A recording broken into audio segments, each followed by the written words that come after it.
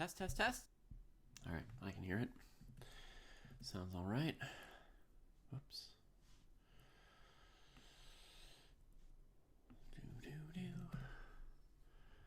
I'm coming, YouTube. I'm coming. Hang on. I'm on my way. There we go. Beep, beep, beep.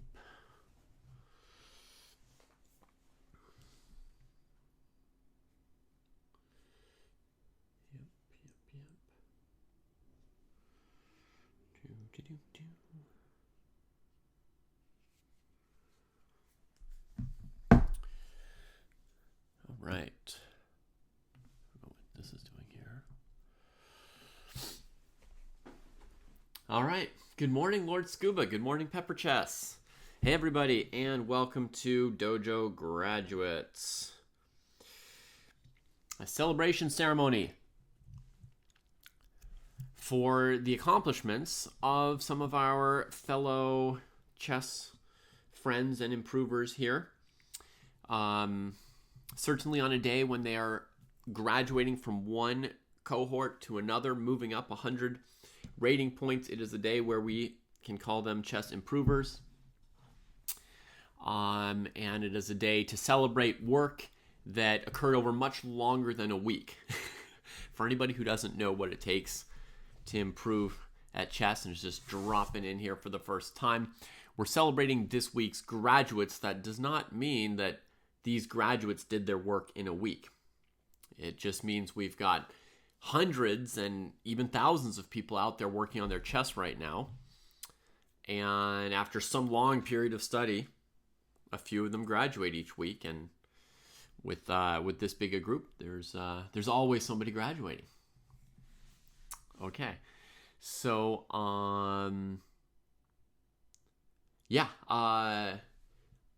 normally this is typically this is Jesse's show. So for those of you who are regulars, you might be like, "Huh, what's David doing here? Who is this guy?" Yeah, I'm happy to be here with you all today, and Jesse's feeling a little bit under the weather, and I live on the West Coast, so I get up 6 hours later than him, and that's why this show is starting later than Jesse normally does it. Sorry, folks, this was about the fastest I could get here. You're not going to make Jesse feel better talking like that, Papa. Pepper Chess, I believe that today we'll be doing the under 1,000.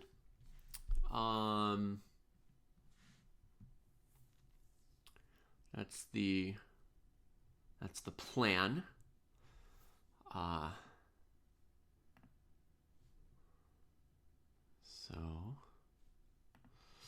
I would be very surprised if it were possible to do all graduations in one show, but we'll see. We'll see. We can have a little look here.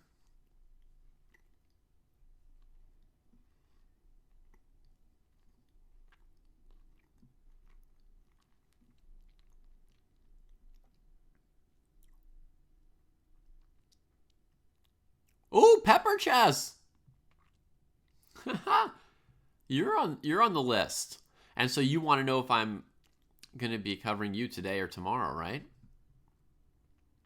Yeah, I think you'll probably be covered tomorrow. We'll see. Looks like we've got about 16 or 17 graduations under 1,000 just from scrolling. And I'm maybe on average a long-winded person. Hey, Darkovian. So it's going to take a bit. Plus, I haven't had my breakfast yet. So, we're going to have to slowly warm up to this.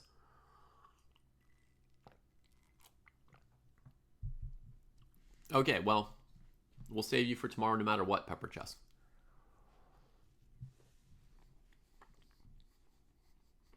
I think we're going to respect the under and over 1,000 designations this week, yeah.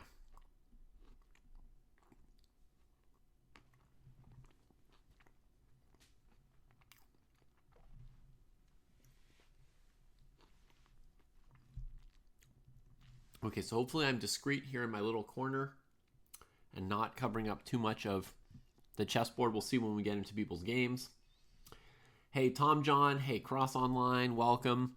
We're going to start with Patrick, who starts in the 0 to 300 cohort, and this week has progressed to the 300 to 400 cohort with a pretty hefty dojo score of 50 points. Very nice. Playing classical games and annotating them, analyzing them, helped me a lot to calculate. Great. So we can expect to see some of Patrick's games here, right? Lichess classical rating has gone up 181 points since beginning. And Chess.com Rapid has gone up 400 points. Pretty much, right? 395. Huge. Next graduation at 650. So, yeah, thank you, Dose. Things are doing pretty well. Very nice, Papa. Very nice. We're happy to have you around.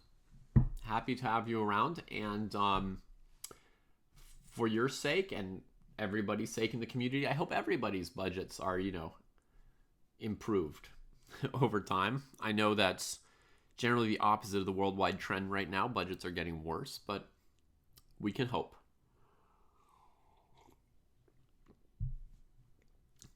And yeah. Oh, one thing I can tell you, Papa, is we might be improving the we might be doing some kind of big improvement on the free tier. So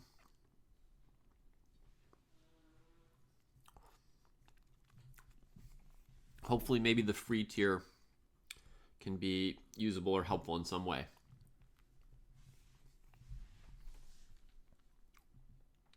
Okay. But what I'm seeing looking at this rating is, I think it's telling me that Kavutskiy here, or Patrick, is already in line for another graduation. They're just going up so fast, right? I mean, up 395 points. It makes sense. You'd be graduating more than one cohort. Or does the normalized rating 545 and the next graduation at 650? So they need another 100 points, maybe. 795 gets normalized to 545. Next graduation is at 650. I think it should be 650 chess.com, right?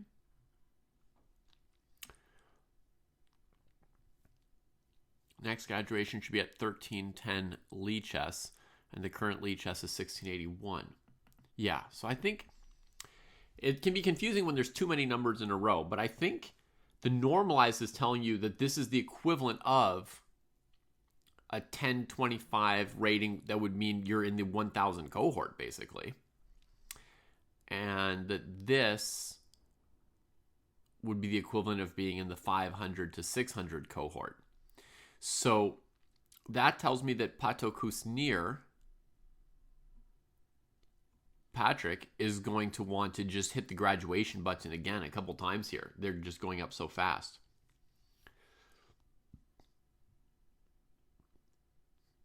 Yeah, and I'll have a better sense of that once I've seen their games, obviously. Looking at the heat map over here on the side, we can see that Kavutskiy is playing a fair number of classical games, right? You see a lot of cross swords on this here. Can I switch their hours work goal to 1 hour instead of 2 and see what's happening? Put it back to 2 like they had it. Okay.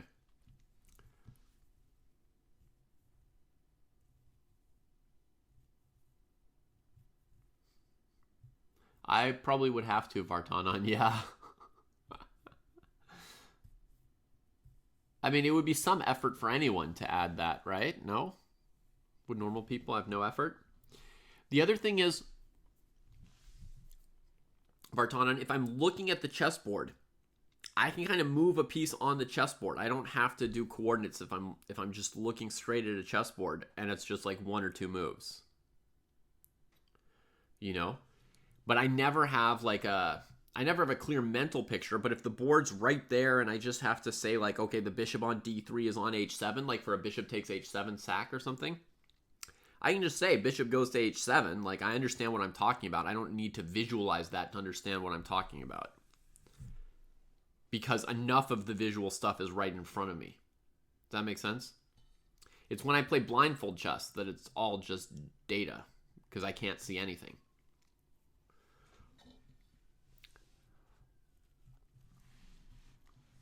Basically, I want to see Patrick's games, right? Let's get into it.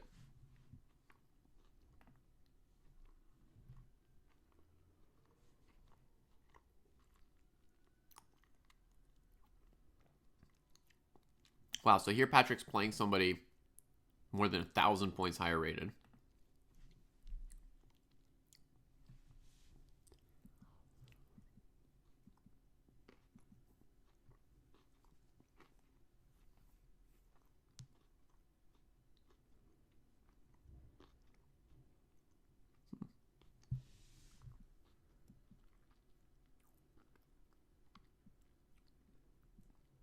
Ready to castle. Probably only move that is good in this position. But why? You know? I do have dreams, Vartanon, but it's all like wishy-washy. It's not like my dreams are not very clear. It's like the painting there, you know, stuff's just like floating in 3 dimensions, and I can't even like explain it very well. Well, no, I mean, I guess I can explain it. It's never clear.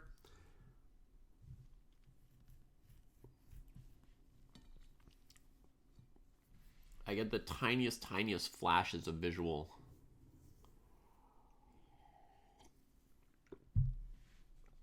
information.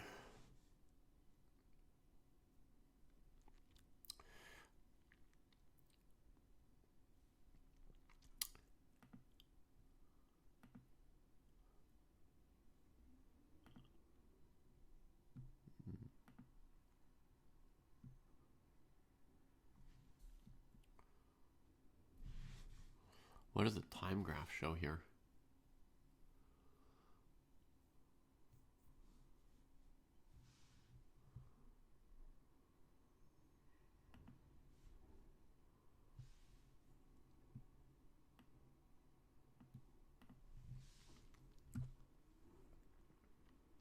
Black's using a fair amount of time.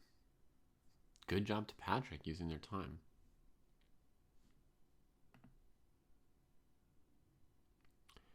So we're at move 7.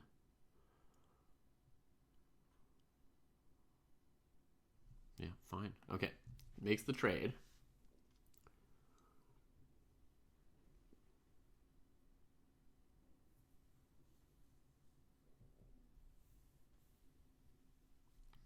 Trade and play 5, fighting for the center. Not a good move. White should play d5 to lock the center and not allowed to develop the knight to c6. You know what? I think that Patrick's right, probably.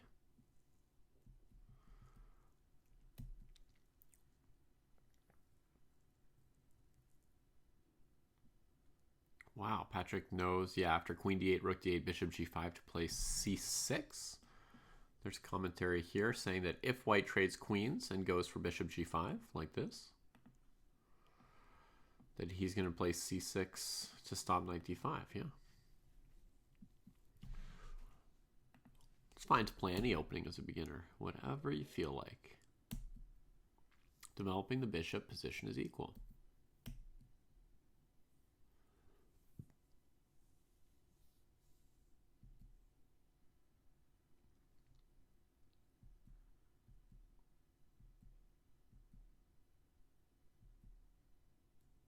I want to play b5.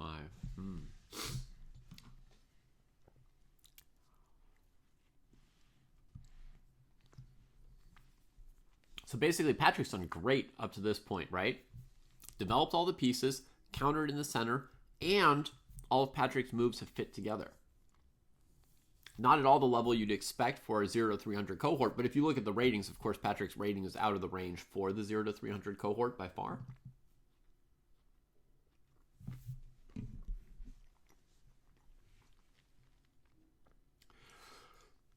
Yeah, we're doing arenas this Saturday, Chess Pawn. The other big thing that we're doing is starting on Friday, we're going to be watching the Weissenhaus Chess 960 tournament live. That's a really big thing we're doing this week. But yeah, we're doing arenas too. They're going to start basically right after the Weissenhaus round on Saturday. Yeah.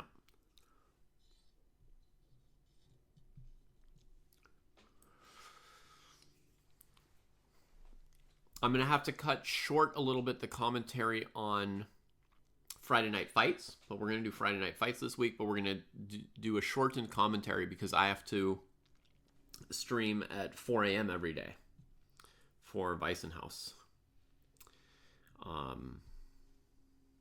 Yeah, you know, we're going to get to see Magnus and Gukesh play each other, among other mouth-watering matchups.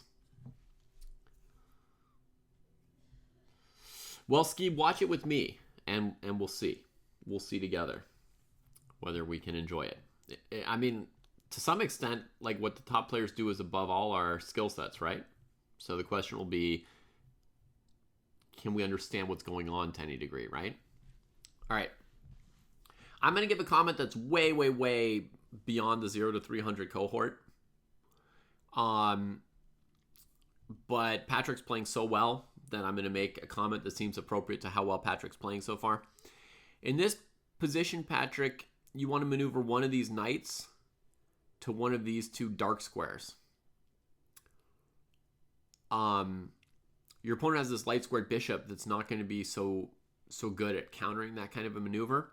And this bishop here, it's kind of lurking behind the pawn. You need to do something so that your opponent can feel the hidden power of this piece. Otherwise, it could end up being blocked in. Similarly, from White's perspective, White's supposed to do something to make this bishop better at some point, you know? So, yeah, this is an King's Indian defense. So, yeah, it's a King's Indian D takes E structure. I guess Chess Pawn, I don't want to be annoying about this, but if I had to call this something, I would call it an exchange King's Indian defense structure. The way, because to me it's kind of like, let's say French defense or Petrov or something like that, right? But on the other side of the board. So to me, I would call it an exchange structure. And this is the weakest square on the board for White. So I gave you the general idea, Patrick, of like trying to bring one of your knights to one of these squares.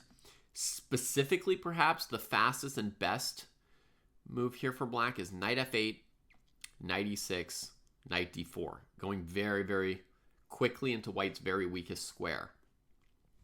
And if you can take over the D4 square, it's going to cut the legs out of the impact or power of anything that White does with pawn pushes on the queen side, right? Like you were thinking that White wanted to play A4 and maybe B5, maybe A5, and you were trying to counter that by playing A6 and B5 and contesting that space. But actually, if you can take over this amazing central square on D4, then you don't even have to fight on the queen side. Everything that White does on the queen side will just help you, actually. So that is probably the key idea at a strategy level to this position. All right, let's see what we get. A6, A4. Not a good move. Now I can play A5, double his pawns, and play bishop F8. So you played B6. I don't play it waiting for him. But you were thinking maybe this move would have been good. Takes here. What an idea to not take back right away, but to improve this piece. Black's doing quite well here. It's a very good idea Patrick came up with. Impressive. How should Black reply here when White plays B5? Probably by not moving anything, Chess Pawn. Like basically when this pawn comes to B5, you don't want to take it because you'll give White Knight D5. So I would say when the pawn comes to B5, we're just going to sit here and hope that we can always recapture like this. And trying to get control of these two squares for our bishop and knights would be useful things to do while White's playing B5, right? And let me like move here for a second, here for a second, here for a second, and takes and takes. So you're saying black's pawn structure has been, split or shattered, right? But white has also split their pawn structure just the same. So they've spent all this effort on it. For the moment, it's kind of symmetrical what they've done. They'd have to prove that they can take better advantage of the file, or that they can take better advantage of, some kind of a weak square in front of these pawns, because that becomes a weak square for both players. But at the moment, it looks like black is well poised to play bishop f8 if they want, or knight d4, and be totally fine. This pawn does its job of keeping the knight at bay. White wants to use their space advantage to push on black. And this pawn is actually very important. This c6 pawn is very important for keeping white at bay. So normally black wants to keep it there if they can. Okay, rook dc1 coming off of the open file. So white, this move signals, white's a 2000 player. They're going to play complicated, fancy moves, but they're saying we're not looking to contest this file or trade on this file. We want to keep advancing here and have both rooks ready for some fighting. That's what the move is telling us. Now b5 comes in. Gives cb5 a double question. And this is blunder as my position is starting to collapse and the rook is very strong now. And white gets this square here, right? So I think what's really hurting black strategically is this b6 move, right? Because here, if you don't do any taking, and taking is being given a double question mark, right? But if you don't do any taking, here is a variation given, takes, bishop f8, right? White is still going to get an advantage now. They're going to trade, attacking the knight, queen takes, and plop this knight on d5. Suddenly, quote unquote, out of the blue, white has a big strategic advantage. Black is struggling to defend against the pressure from white's pieces, and this knight on d5 is particularly annoying. Okay, why is all that? It's all because of the move b6, which made us not able to recapture on c6 with a pawn. So I think there's two mistakes in this game for black that really led to black losing. One is perhaps this tactile move c takes b5. But the other really important move is this b6 move, quote unquote waiting.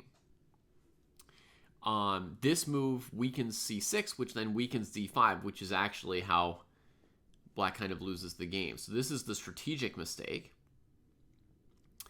And yeah, if you wanted to play a5, that was a perfectly good idea, or you could have played my idea of just maneuvering the knight at this point. After b6, white's going to be able to play b5, and when they do, you're going to lose control of knight d5. And that's what white is going to be able to use to take over the game gradually, no matter what. So even if you didn't play cb5, this position here was going to be very difficult to play. There's the move, right? Knight d5. Queen d6, rook comes in. The queen is hiding. White is completely winning. So black correctly identifies a winning positional advantage even before any tactics come in, showing again how good black is, that they can understand that they're losing even when, the pieces haven't dropped yet. White grabs one pawn over here.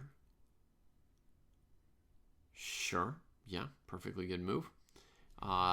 Another good move would be to put the rook here, and another good move would be to put the bishop here. So I think white's got three nice moves to choose from. Hits the rook and the pawn. Okay, so white gets a second pawn. Drops the knight. And forcing trades, very good technique from white.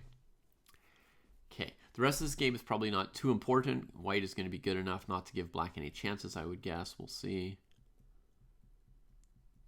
Forcing trades and getting this, yeah. So,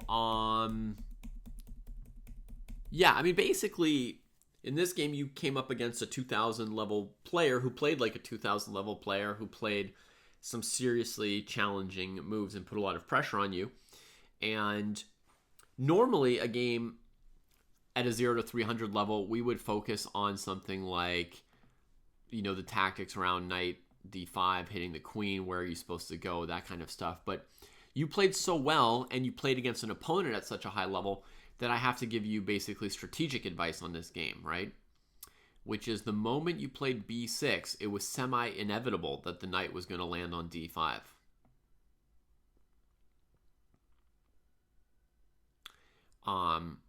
So that move, at this kind of a level, that kind of a move can cost you a game, a subtle little positional move. Now, I don't want you fearing like tiny positional mistakes every game you're playing, because they won't matter that much against players under 2,000 or under 1,000.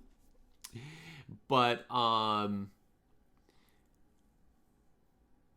that is the story of this game for what it's worth. And yeah. And for your reference, Patrick, people in chat are saying that it looked like a game between two players rated 2,000. So you definitely need to keep holding down that graduation button. So far, it looks like you're at least 2-3 cohorts too low for sure. Let's see. Let's see another game, because one game doesn't always tell us everything. Now we see, okay, you're black again. This time you're over on Lee Chess, so your rating's 1,000 points higher.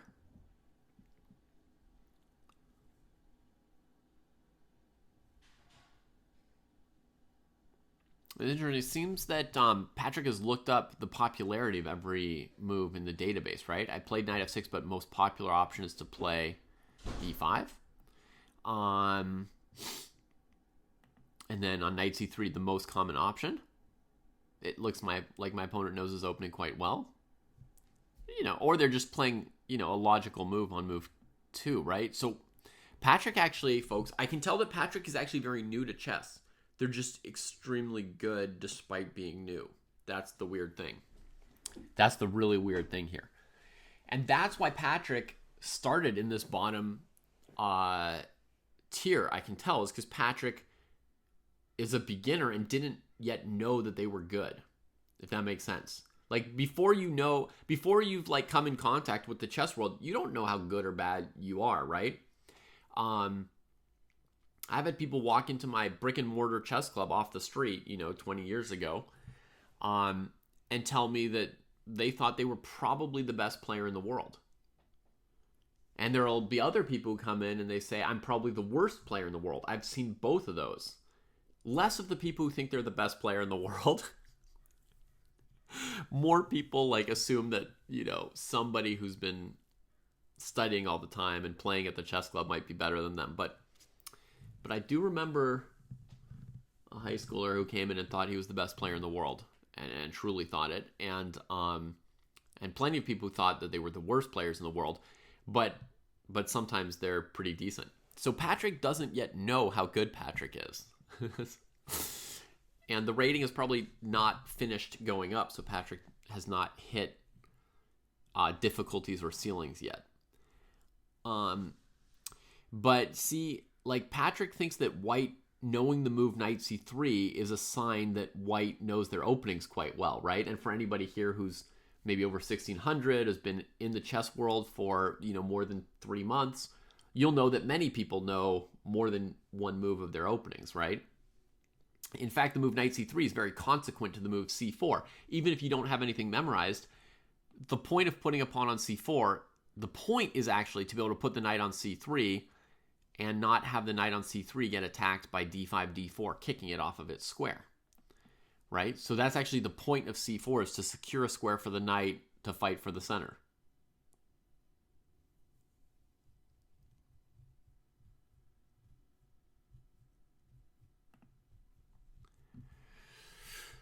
So, yeah, it's interesting.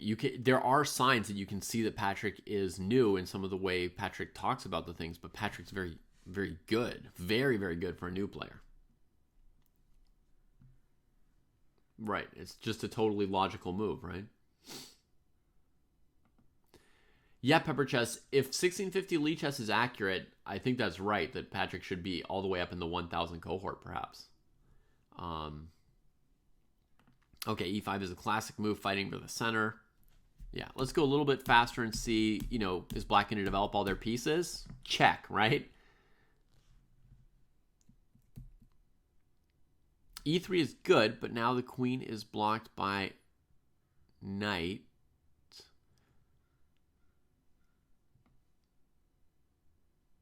Castling would have been a little bit better. Okay.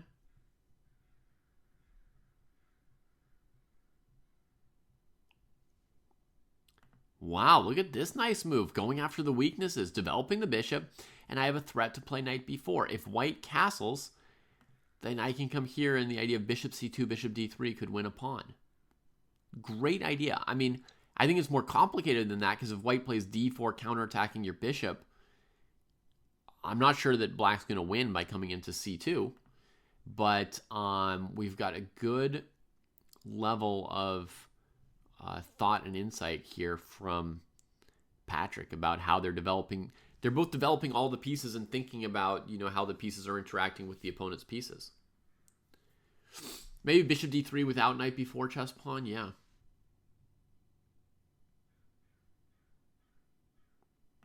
Yeah, that would be a good move, right? Bishop d3 without knight b4, and then there's no complication, yeah. Although, honestly, even here, I mean, at some point you have to take, otherwise white plays b3, and what are you doing? Maybe now knight b4? But even here, if you take and white plays d4, you'll again see that in chess, if white hasn't really violated any principles, it's never like super easy to just go win a pawn with black. You guys know what I'm saying, right? Like, white has to truly sin for black to start punishing you like this on move 7 or 8 and really like cleanly get away with it. Normally white will accidentally have Here's what I'm saying. If every move white develops a piece in chess, then around move 6 or 7, it's too early for black to have taken over via outplaying or overplaying, right? So the odds are, even if white hangs a pawn in the first 8 moves of a chess game, that if all their moves were developing moves, they will have compensation for the pawn. This is not like a hard and fast rule, because you guys know there are not hard and fast rules, right? But it's just like a little sense I want to give, right? Like, white's going to get something back, probably, odds are. But it's very good thinking, and a3 makes sense to keep that knight at bay. For sure, because this is also part of white's plan, is to basically hamper this bishop, right? It's outside of its pawn chain, but white wants to create a situation where the bishop will be like, I wish I could get back inside my pawn chain. They want to like take advantage of that piece and just like bully the heck out of it, surround it with pawns. So a3, very logical, consequent move for white. Love this move from black. I've decided to prevent b4. Yeah. Patrick correctly figured out white wants to kick my bishop out. Yep. It'd be easy to think, I was threatening knight b4, they stopped knight b4, let me just do my thing, right? But Patrick figured out, you know what? They're not just stopping knight b4, like, is there maybe something they want to do themselves, right? Okay, so a5, very good.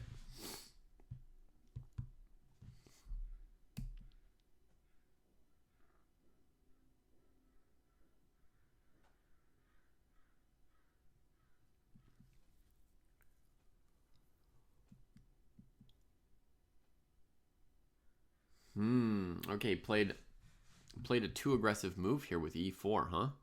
This move attacks my bishop and also develops his bishop. I should have taken the pawn. Instead, I attacked his knight. I feel like what Magnus would have done here is played bishop b6.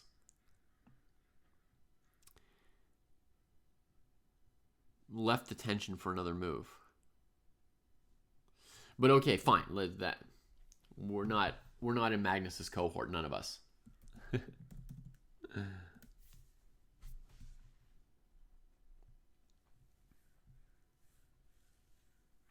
Hey, Sicilian King. It does. It gives several approaches, not just one. It gives Jesse's approach. It gives my approach. It gives Kostya's approach. And it gives the approach of like another 100 members of the training program who analyze their games. It's principally a book of examples, and you can look around and see whose example you want to follow, which one is most appropriate to you or fits for you. Does that make sense? Because we've got examples of good annotations done by players rated 300, 800, 1300, 1400, 1750, 2100, etc. And you can look around and see what is appropriate to you from that. You can also read some little chapters of advice from Jesse, Kostya, and I, if you like. And it depends on your current level of analysis. You know what I mean? Like, you've got a level of chess playing, you've got a level of tactical skill, you've got a level of endgame skill, and you've got a level of analytical skill. So, I don't know if you have any experience analyzing your games yet at all or not, right? If you have no experience analyzing your games, then you might want to start with a chapter I wrote, which is called like advice for a beginner of analysis, not a beginner of playing. You could be 1800 in chess, but a beginner of playing. You might want to start there. If you are if you already have experience annotating games, then you might want to start with Jesse's chapter. Or if you're curious whether or not to incorporate computers in your analysis, and you want advice about that, then you would start with Kostya's chapter about incorporating computers and technology in your analysis.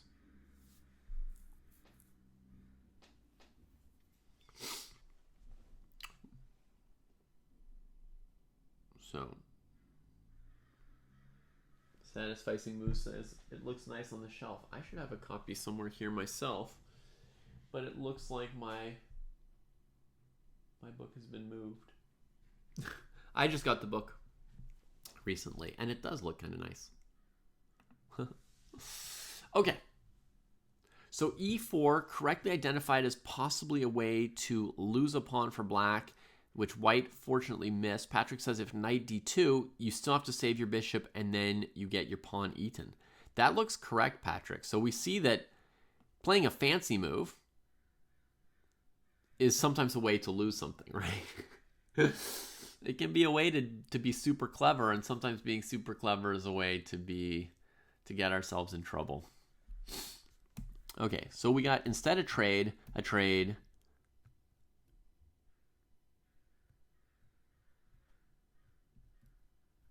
A trade. The trade has gone fortunately good for me. Well, the trade has gone equal. I wouldn't get too excited.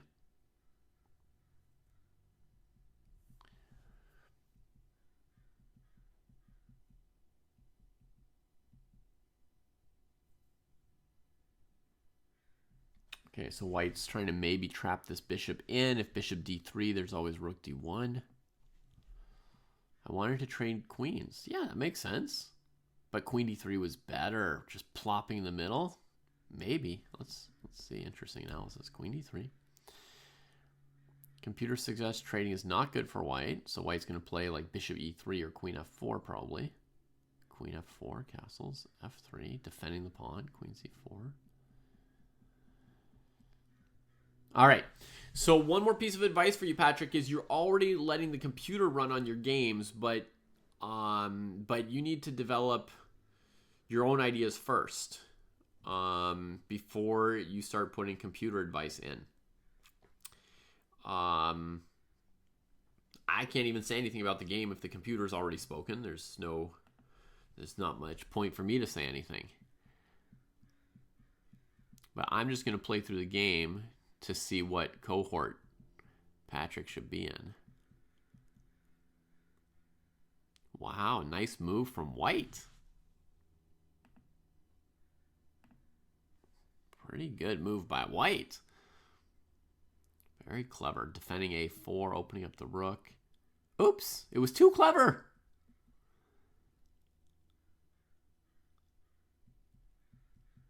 Oh man, look at that again. Sometimes being clever is too clever. We got that twice. Hey, Nose. I will try to get through the grads, yeah.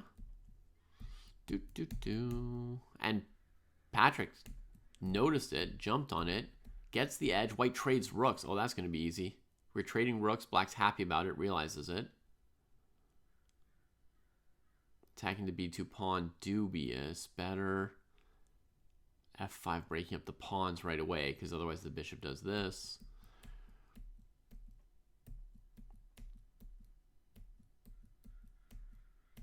Oh, it's not so easy. It's not so easy, Mr. Bambisi. There comes the rook. It flanks. The rook is a beast here. Oh, man. I didn't know that I was winning. Good game anyway. What? Did the game end here?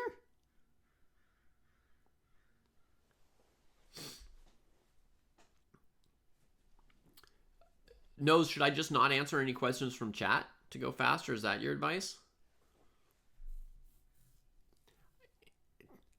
I fear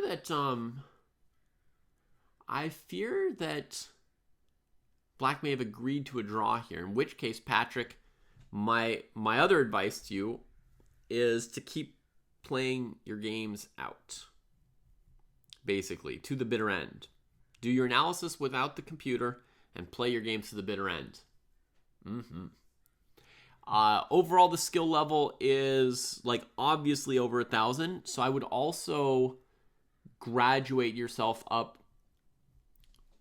to the maximum cohort suggested by your Lee chess rating immediately, and not worry about all the stuff you're skipping. Honestly, our training program is designed to deal with that. Like, things you need to know from lower cohorts will be repeated in the 1,000 cohort for you if you haven't done them at a lower cohort. So I think if your normalized rating is 1,025, you should graduate yourself all the way up to the 1,000 to 1,100 cohort. Okay? All the way up to the 1,000 cohort. All right, which means we'll see you again in a week. Okay, Nose, you would like me to give sweeping advice rather than deep diving. All right, let's check out Firepaul. Firepaul also has some decent dojo points. Chess.com is the rating, and they've also gone up 350 points. Oh my goodness. So Firepaul might also be in line for another graduation. However, the Puzzle Rush score right now, 5 minutes. The only tactics rating we have is in line with this new cohort of 400 to 500. So let's see if Firepaul needs to graduate again or not. Oh, there's some good games loaded up here.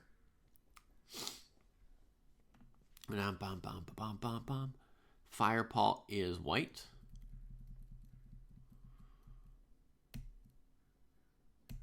Nice, developing, getting ahead, checking.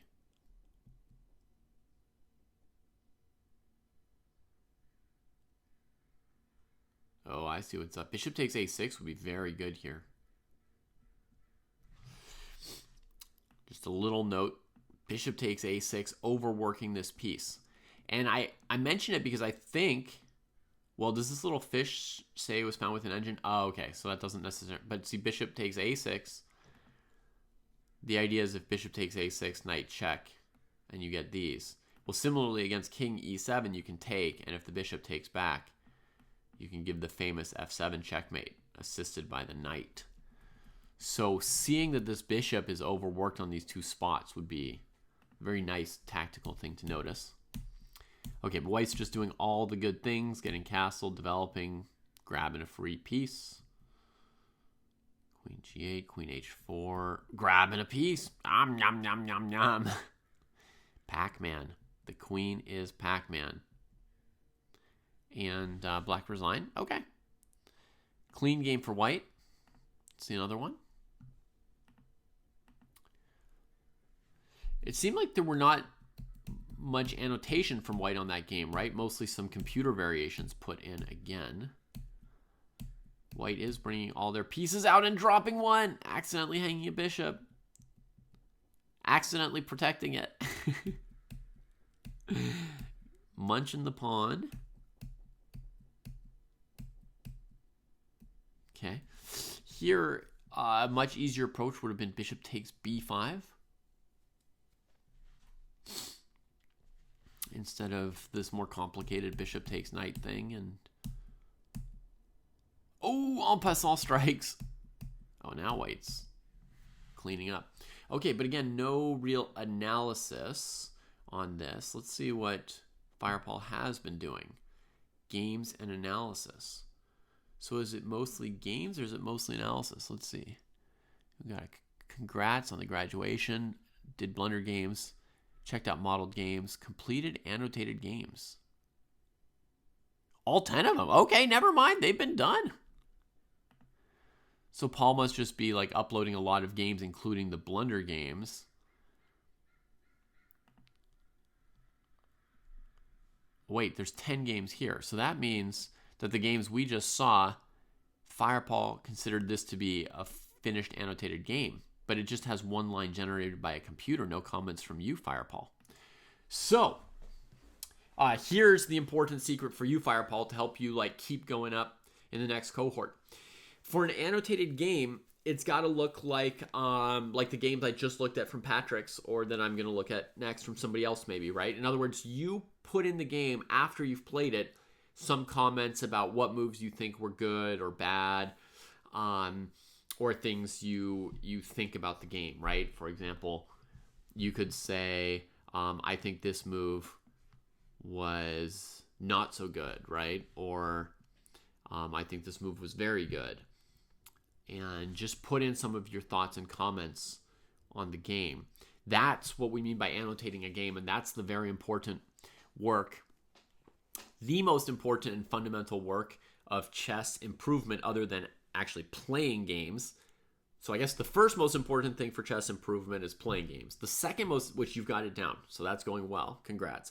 The second most important thing, and the thing you can work on in the next cohort, is reviewing your games a little bit, going over them, and you don't have to work super hard on it and put in a million things, because obviously you're just starting out. But try to go in there and put in, one or two thoughts on each game at least to get started. And we'll see how you do with that. But that work of working on our games is eventually very important for improving, because eventually your mistakes are going to become harder and harder to find as you get better. And you'll need to have this practice and habit of annotating to find those mistakes in order to then correct them and get stronger. It's going to get harder and harder, in other words.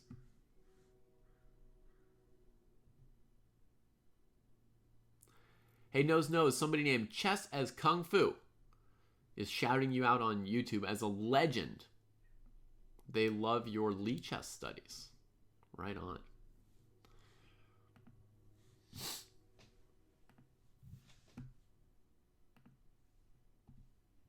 All right, Mo, let's see what you got, Mo. Wait, did Mo have a message here? Playing classical games and annotating them was really helpful for me. And reviewing my games with other players. Okay, so that's what we're talking about. That's what we're talking about, Paul, is analyzing your games.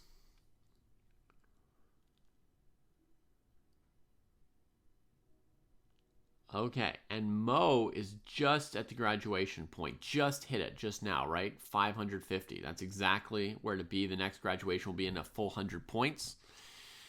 Let's check out the activity. Oh, look at the heat map over there. You can see like games analysis. Games analysis, and the green is going to be a nice peppering or salting seasoning of tactics, I'm guessing. That's the color, tactics. Beautiful. This is really good for this cohort. What a pie chart should look like, an activity graph, what it should look like at different levels is different, right? This is basically what it should look like at this level. Good solid chunk of games analysis, spending their time playing and studying the games, and a very good amount of tactics, and then just little bits of other stuff now and then if you feel like it for fun. Very good, very good. Let's check out a game. Oh, look at that. This is what it's about. Some comments. E4, D6, Knight F3, E6. I don't know if this is a specific opening, but it weirded me out.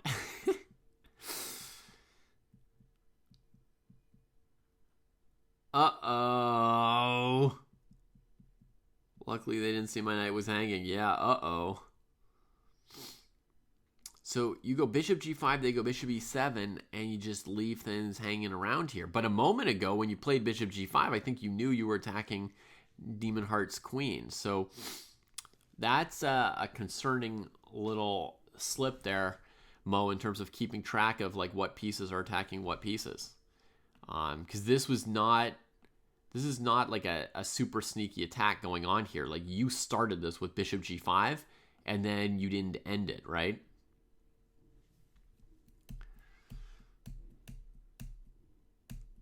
Only after this move do you notice the knight was hanging. Then you rectify it, kick that away, get yourself castled, giving up a knight, double question mark. Yep.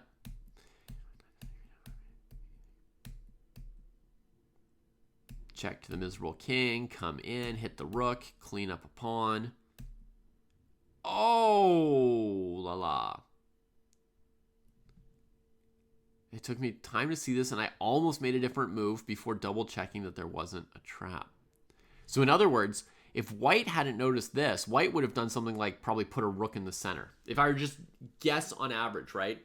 The most random normal move in this position would be to develop the rooks to the open files. The other thing you might consider would be pawn takes pawn, right? Because your opponent just played d5. You kind of see the pawns are in each other's faces. You might just take their pawn, right? And then maybe black would notice your queen. So very, very good / lucky that white saw this. Because this is a hidden secret attack, you know? The move d5 draws your attention to these two pawns fighting. That's why I thought, like, you know, it's like weird and bad sign for white to play bishop g5, bishop e7, and then forget these pieces are in a battle, right? Or not count which ones are attacking which ones correctly in that battle. But this one here, this would be a normal one to miss, actually. This would be something where I would expect a lot of people to just take on d5 and hang their queen. White spots it, though, and that should be crushing. Forgets the knight.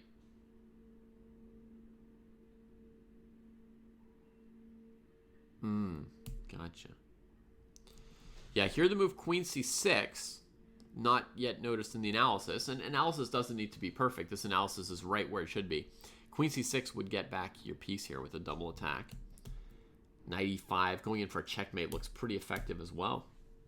Not a bad game, yeah, but I definitely got lucky because my opponent blundered a couple times. Technically, I didn't use half of my time. In my defense, it was a short game. Yeah, if a game ends quickly and you haven't used your time, so be it. You used more time than your opponent and you won the game. Really, what's bad is if you lose a game and you haven't even used your time. You know, by definition, at some point you should have noticed your position was in some trouble or difficulties and started using your time and working on it.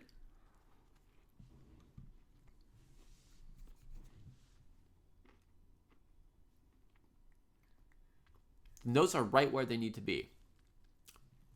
So for anyone else out there, like white identified as they were playing, at some point they noticed the knight was hanging. So then when they reviewed the game, they went back and said, at what point was my knight hanging and why? And they figured out the moment. Bishop's knight c3, and the move's given a question mark, and a better move is suggested. Here I should have initiated the bishop trade because otherwise I would be down a knight.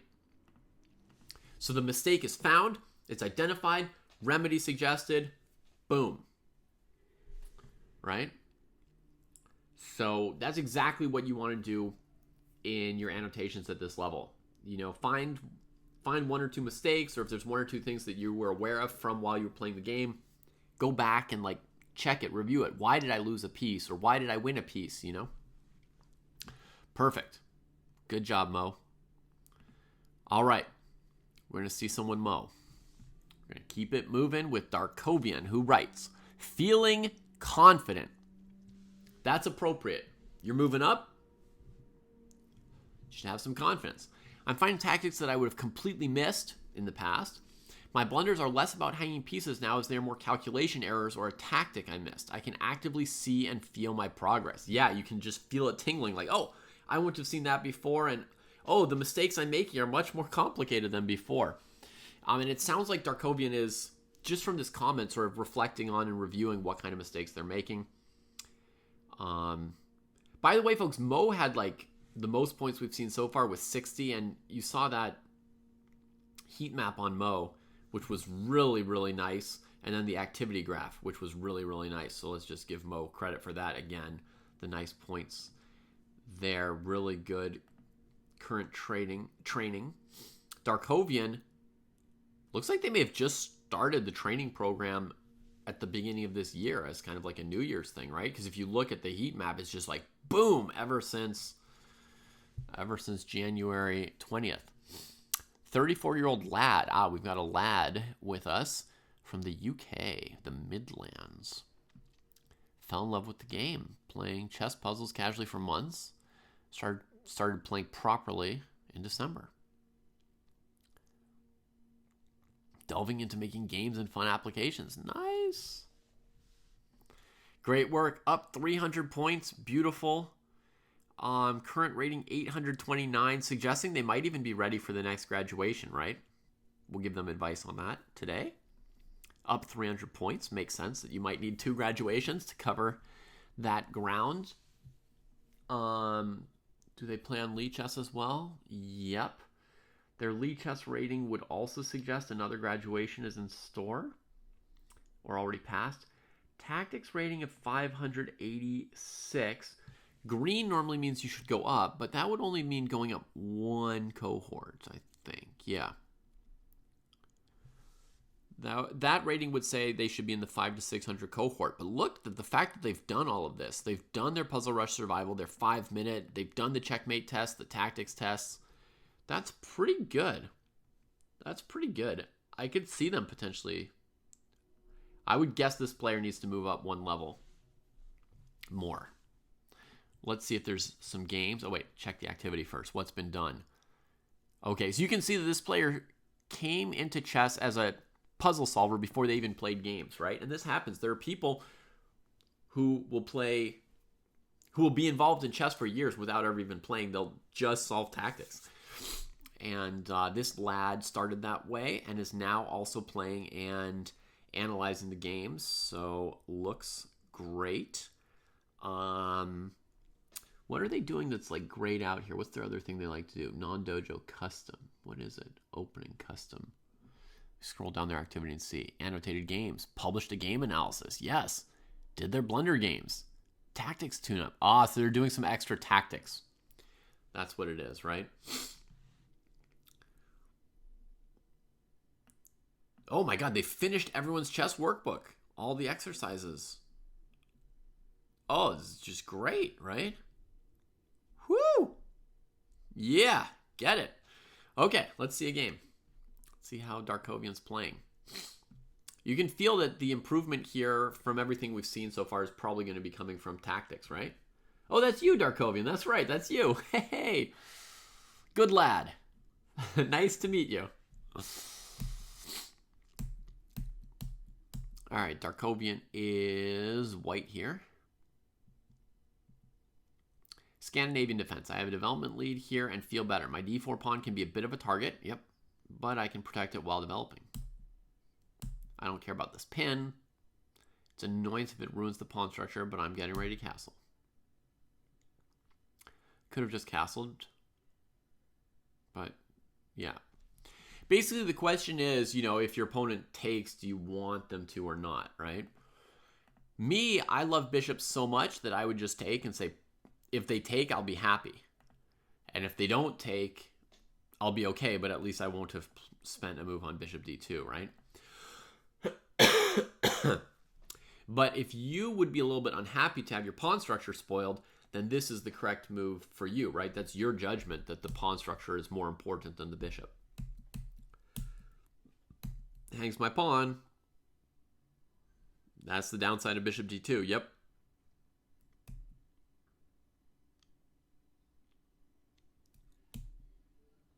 And now, see, you ended up playing like me. Eventually, you were just tired of having the bishop sitting here. You thought, I could put the bishop on a better square. And so there was no need for it to have stopped along the wayside at d2, right? You didn't have a plan for chasing this guy away and protecting your pawn structure. Eventually, you just had to find some greener pastures for the bishop. Yeah, bishop b4 to a5 to b6. Darkovian showing the ability to get inside the opponent's head, which is a useful chess skill, right? I guess he rotated to target the pawn. That's right. So at bishop a5, you weren't sure of the point. Once bishop b6 came, you reconstructed what your opponent was up to.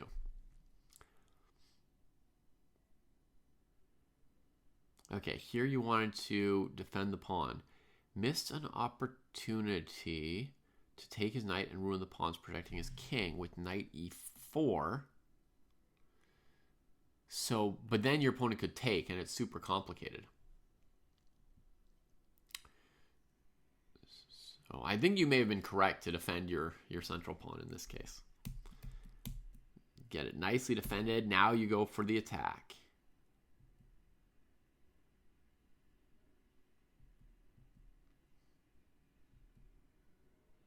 Yep, this is a great classic plan you're using. Perfect. Let me just throw in one tiny piece of advice here, Darkovian.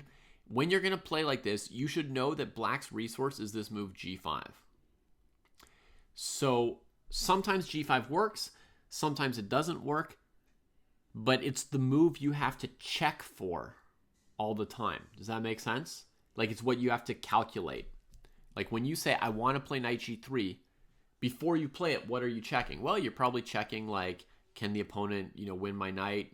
No, it's defended by this pawn, right? This one, it's not helping. So you want to check that your knight's defended, right? Or maybe you want to check, like, is my pawn on c3 defending d4 before my knight, which used to defend it, moves away? Yep. But the thing to really, really watch out for is this g5 trick.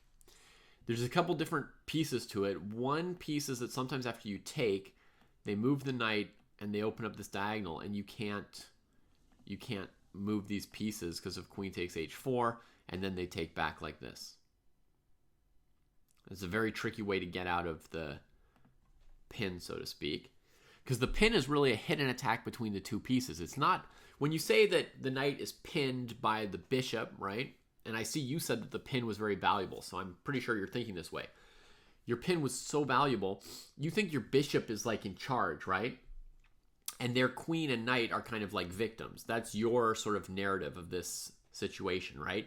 Your bishop's pinning the knight to the queen. If the knight moves, you take the queen. If the queen moves, you trade on f6 and destroy their king's pawn structure, right? Like a move like this, you're going to go boom, boom, and then, come sweeping into the holes, right? So you're looking at this thinking like, yeah, my bishop's the boss. But what we have to remember, is the queen's also got a hidden attack on your bishop through this knight. And so this g5 idea sometimes takes advantage of it. And there are other ideas that also use the queen's attack on the bishop actually sometimes. The other reason that g5 you have to be very careful of in this position is that if you take, they also have this option. In other words, in this position, you've got a pawn with two really big responsibilities. It's responsible for protecting your knight, and it's responsible for keeping your bishop from getting trapped. Do you see that your bishop is currently trapped? Like, I know you're excited about your bishop, but you see that the danger as well for that bishop. So your pawn has two really big jobs at once, which means sometimes that kind of a piece can fall victim to an overworking tactic, which means, a piece that's defending two other pieces. Sometimes somebody captures one, you recapture, and then they get your other piece for free because you had somebody doing two jobs. So this pawn is doing two jobs, and your position's actually crushingly good here, but it just means you need to be careful, cognizant of the risk or danger, which lies around basically this pawn having two jobs, this bishop being sort of trapped, and this is sort of like the crucial move to keep your eye on every move. It's the move that could save your opponent if anything did. Okay, so black brings pieces towards the king side. They're accepting that a big attack is coming, and they're just trying to bring defensive resources. That is super logical of black. To do that, you play f5, and you say dubious. In hindsight, I could have opened up already, just commencing the attack. Right. So I assume what you mean by that is you could have just traded to get your attack going. And I agree with that. That looks like a very strong move. Then you could go knight g4 attacking these pawns. And if the king tries to defend them, you can push him back with the other knight. And it feels like the killing has begun, right? It was the time of the preachers. Now the lesson is over, and the killing's begun. So, it was time. You were ready to open it up, and you waited another move. And f5 makes sense. You're trying to open up your rook, which is going to add a lot of power to this attack. But it does complicate things a little bit, I suppose, because if your opponent takes on f5 with the bishop here, they could try to actually block you out a little bit. So you're correct that bishop takes f6 would have been even stronger. Yeah. g6, complete blunder. Oh my god. Free knight, opening up the king side. Brutality. Fancy move from you. Fancy move from you. Pretty sure there was a better way. Ah, yeah, you didn't find the follow through here, huh? King e8. Rook e1. Now you're playing like pretty complicatedly, given that you're up a piece and simple moves should be good for you. Instead of sacrificing your knight, had you played a move like queen d3, threatening bishop takes knight, queen takes g6, I don't think your opponent has any useful defenses, actually. In this case, a much simpler approach would have cleaned things up. And to me, what suggests the simpler approach is sort of wanting to just bring more pieces towards the king side before sacrificing.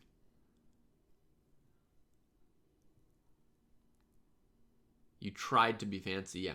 Which is fine. Like, it's great to train your fanciness as well, right? It's great to train your tactics and try and level up and become a powerful tacticer. You want me to help you, like, maybe level up the tacticking? Because you do have enough pieces that it might work.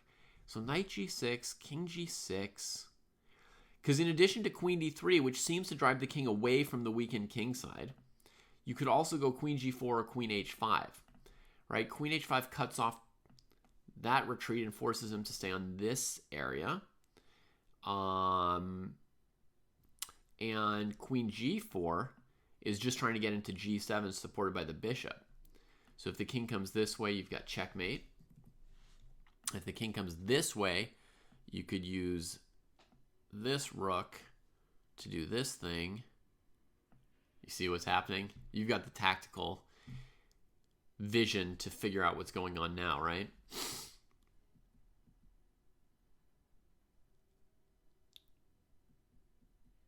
That's pretty done.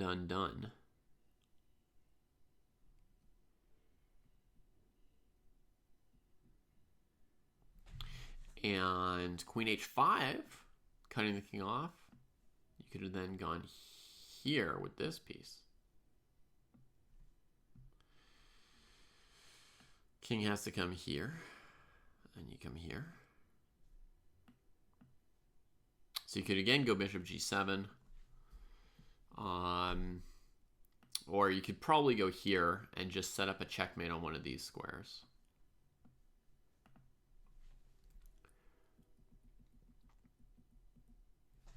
Yeah. So it's good that you tried this knight takes g6, actually, Darkovian, because you got a chance to see where your calculation is at and where you need to get it to get better, right? Because you played knight takes g6, you saw queen g4 and queen d3, both of them. You didn't see queen h5. All of this is useful info, right? It's helping you to calibrate your calculations for the next time around and see how you're going to, you know, what are your spots that you're missing or not. And notice that with queen d3 and queen g4, there's this idea of using the rook, right, to try some kind of discovered attack. But you weren't able to find like the knockout one, right?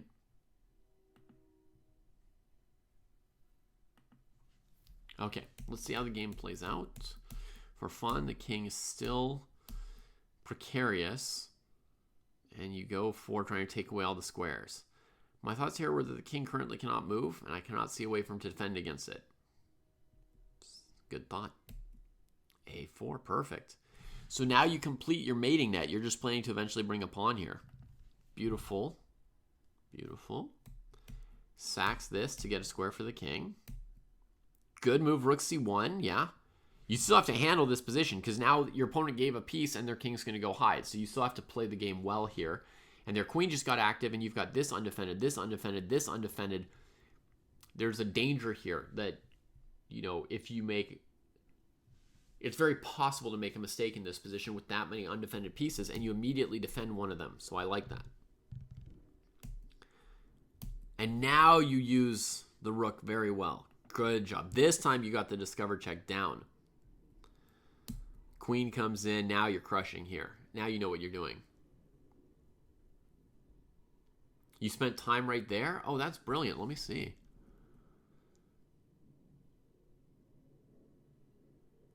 Oh, I see. After bishop takes d4, you're spending some time on cd4 and on rook c1. Okay, so you understood that you should be thinking right here again. Yeah, very good. Okay, so you get this queen in the middle, and now it's going to get easier again. Now you're getting low on time. Okay.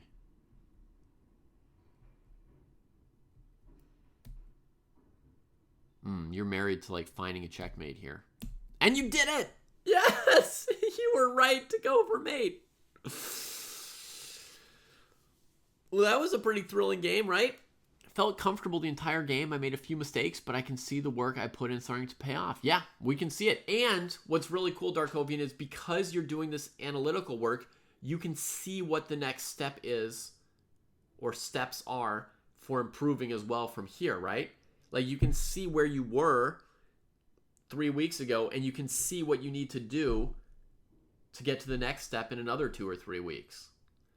I think you could definitely graduate yourself one more cohort, but then you'll find that you need some work to get to the next one after that. I think you could go to 500, 600, but you'll be just at the start of it, and you'll have work to do, right? And you can see where it is with just making this calculation a little bit more precise, yeah?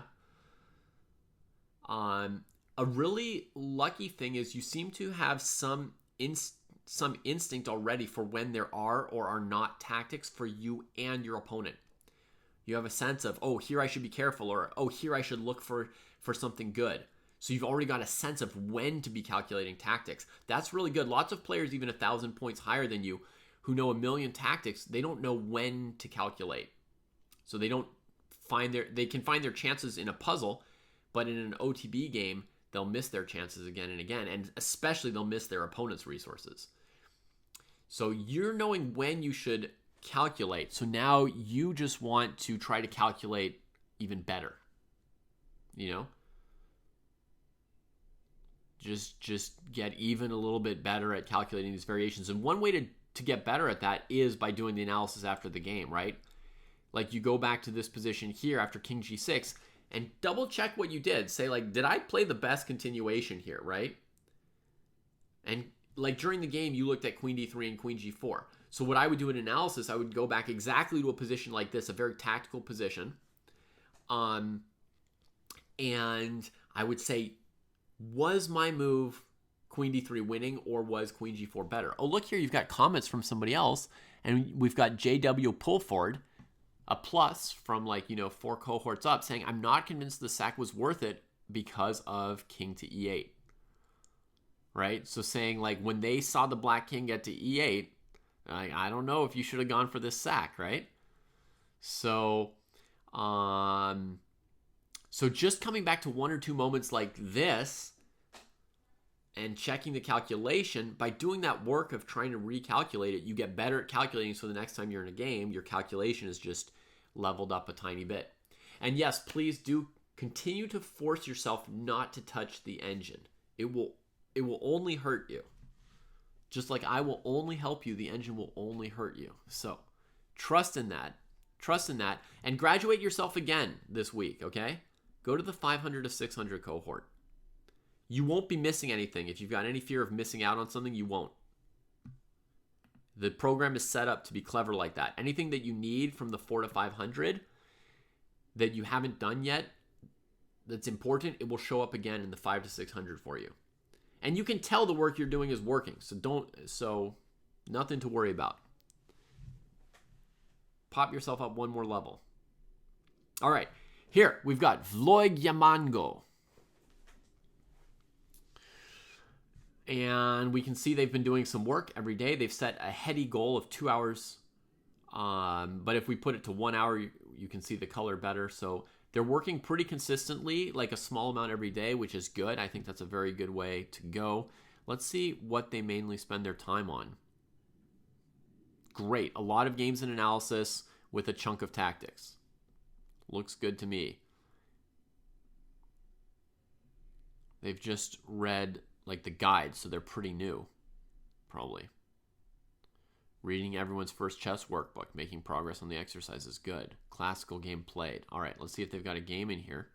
No games yet. Okay, so Vlog Yamango, just keep going.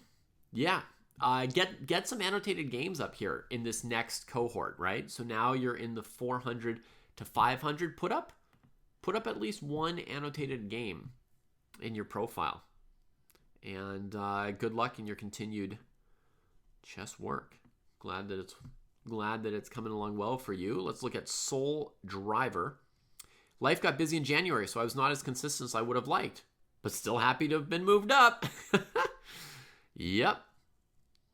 All right, 39 points of dojo work is not bad. And oh yeah, you can see they've got like a perfect heat map in December into early January. Right, so they took advantage of the holidays at least, and then we can see at the end of January less work. Rating's gone up 200 points, currently at 655, with 100 points to go here. So it's going to take some work. Tactics rating looks good, 730 on the checkmates. So this player is good on the checkmates, and you can see a lot of green on their activity, right? So probably this player is going to need, I would guess, to analyze more games instead, like, 10% more of like analyzing games versus tactics, because their tactics are so good. But if they're enjoying tactics, they should just keep doing it. But there you see, no annotated games for us to look at. So that's going to be what they want to do here. 926 Andy, you've been with us for 44 months. Thank you for your support. Thank you for your support. I appreciate that very much. So Soul Driver, give us a game. Yeah, show us and your cohort how you can analyze a game of yours, what you've been playing.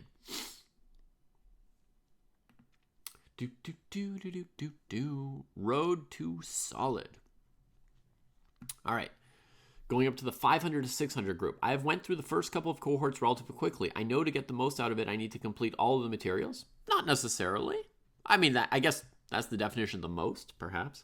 However, I feel I was probably a little underrated, starting with a new account and having some experience. I would guess I am now right around where I need to be, so progress will be slower, and I can go into the materials more deeply. Exactly. I've started the chess workbook and Polgar's mates. That makes sense, Road to Solid. That makes sense. And if your rating's going up too fast, to anyone out there whose rating is going up too fast, right? Let's just give a message to all these poor people out there who are going up way too fast. I feel for you. So here's the deal. It's not a problem that you can't do all the material in your cohort before your rating goes up. Sometimes the amount of material in your cohort is how much material would be needed for the least talented player in the world to make it to the next 100 points. And if you're the most talented person in the world, you can do it like twice as fast, or meaning doing half the work. Or in Road to Solid's case, let's say you've got some prior experience or something, maybe your rating's just not right. So if your rating's going up too fast, you just have to accept it, live with it, accept that there's some material you're not getting to, just keep pressing the graduation button, And eventually, like Road to Solid, you'll find yourself in about the right place, and you'll get to do some hard work, and you'll get to sweat too. The time will come. The time will come. You just have to be patient. So, 167 points gained, up to 815, pretty close to the next graduation. The rating graph, I've never seen this. It's just a straight diagonal line up with a perfect slope. Just Lee chess, they don't really play. Tactics rating, ooh, checkmate test. So they're gonna have to do some more Polgars, probably, right? Some more Polgars to get that, to redo a checkmate test. Don't redo the tests all immediately. You have to do some work and then do a test and see if you've improved. So I would say my first guess would be do like 2 weeks, 3 weeks of Polgar mates. Whether or not that's right now or 2 weeks from now, but at some point, do a few weeks of Polgar mates and then take a checkmate test. See if you get a higher score. Be a good thing to check on for your tactical level. Josh Vase, there's not one best time control for a beginner. It depends on the person. But we suggest that beginners play like game in 30 minutes, often as a starting point, and see if that works for you. You might want a couple second increment as well. I don't know, 5 or 10 second increment, maybe.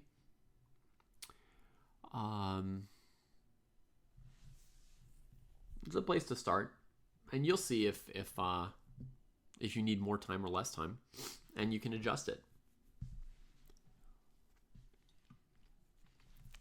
Okay, Road to Solid's activity. Game analysis. Tactics. What's the middle game? Studying the master games. Nice. Memorize the trap. Memorize another Greco game. Scholar's Mate. Oh, cool.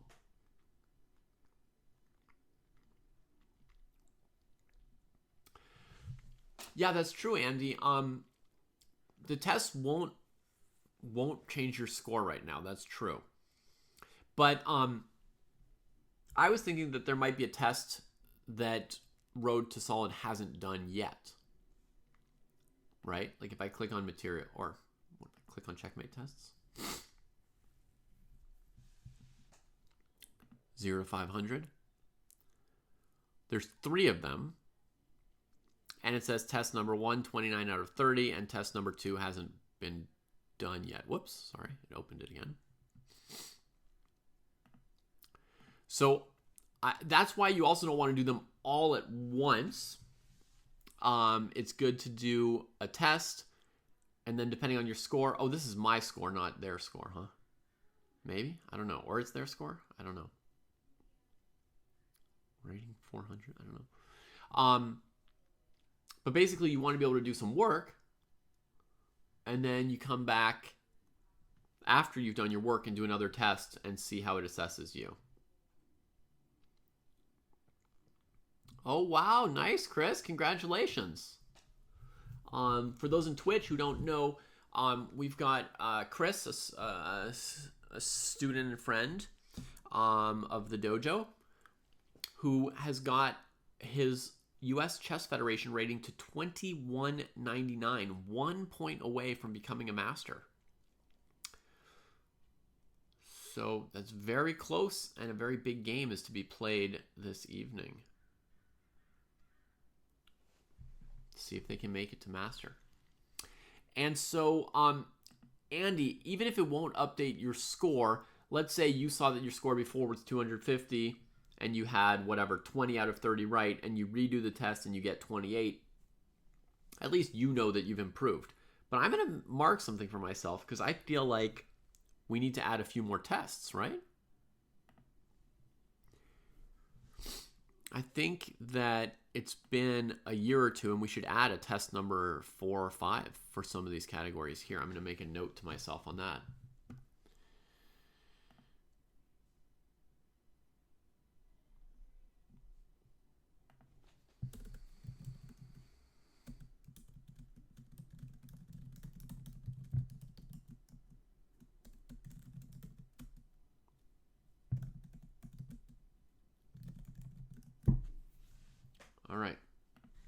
Now let's go see if we've got any games from Monsieur Road to Solid to look at. No games.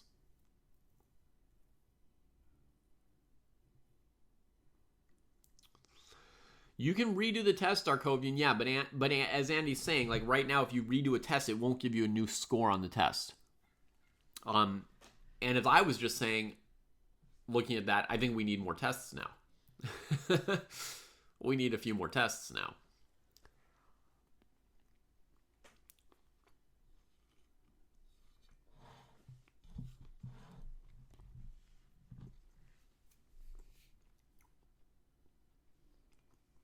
Is that right, Michael?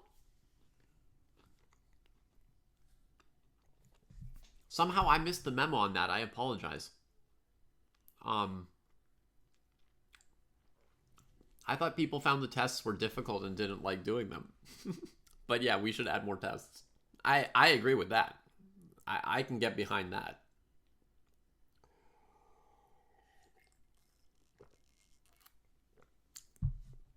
Yeah, I know about the thing Jesse wants to do, but I'm a big fan of the tests as they are and adding more of them myself. Okay, let's check out another graduator.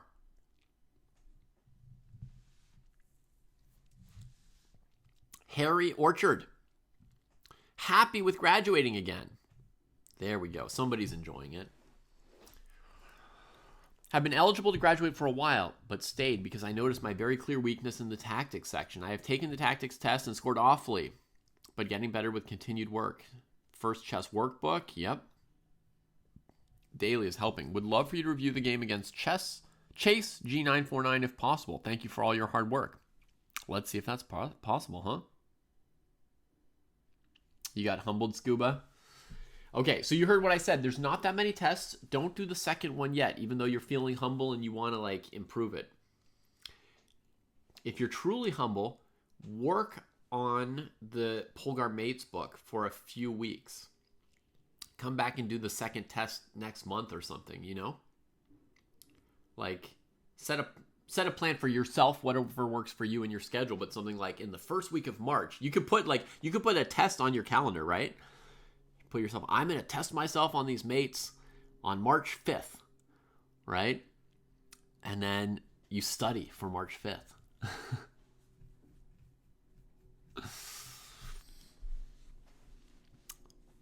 All right, Harry from Australia. Probably not watching the show live, right? Because in Australia, it's something like 6 a.m. or something. Oh, I get to see you in a second, Lord Scuba? Great. Great. So, Harry Orchard, currently 1,400. Next graduation was 8 points ago. So, Harry is eligible even for another graduation, which makes sense because Harry said they delayed this graduation so long they're already ready for the next one by the time they graduated. Tactics rating, 597, which is not great for their level. I see that. And the Puzzle Rush 5-minute could definitely be higher at this point. Chess.com Rapid is 600. Looks like they haven't been... No, they're still playing some. But the Lee chess rating has gone up a lot. And that's the one saying to graduate again. Yeah.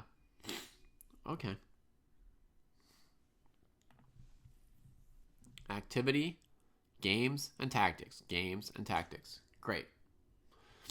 And this is like quite a lot of tactics, but it's because it's a relative weakness, so they need to work on tactics, you know? So that makes sense. Let's check the game if we can find it. Oh, we're there immediately. Goal was to use time effectively and not hang pieces. Okay, cool.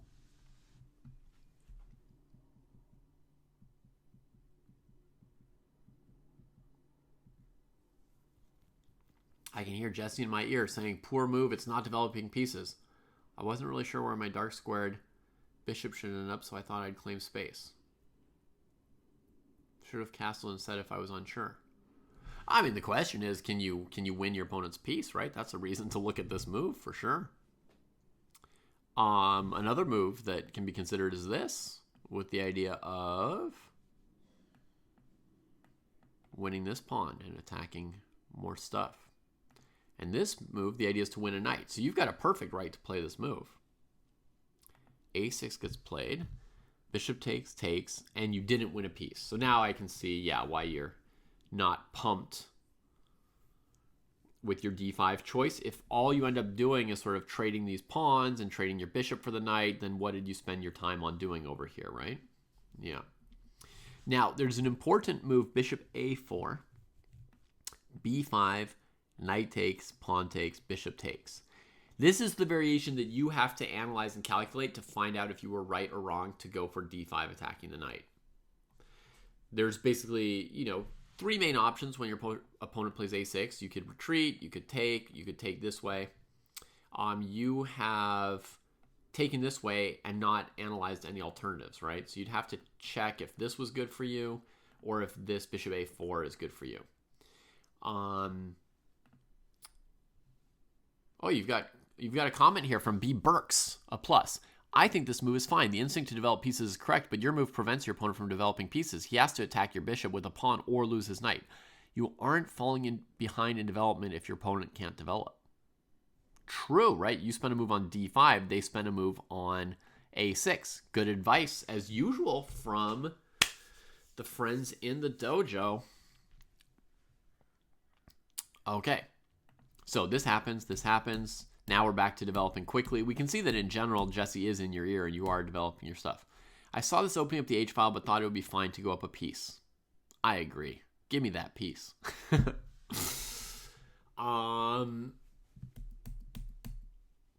G6. This move was a mistake. Yep. Caused me a lot of pain. With this free turn, I should have developed a rook or queen. I feel like what you should be doing, I don't really see necessarily how to develop the rooks or the queens. To me, what you should be doing is preparing a defense of your king. Right? Because your opponent's claiming that they're going to checkmate you on the H-file. And I believe you can defend, but aren't you, like, concerned enough to play a defensive move, maybe?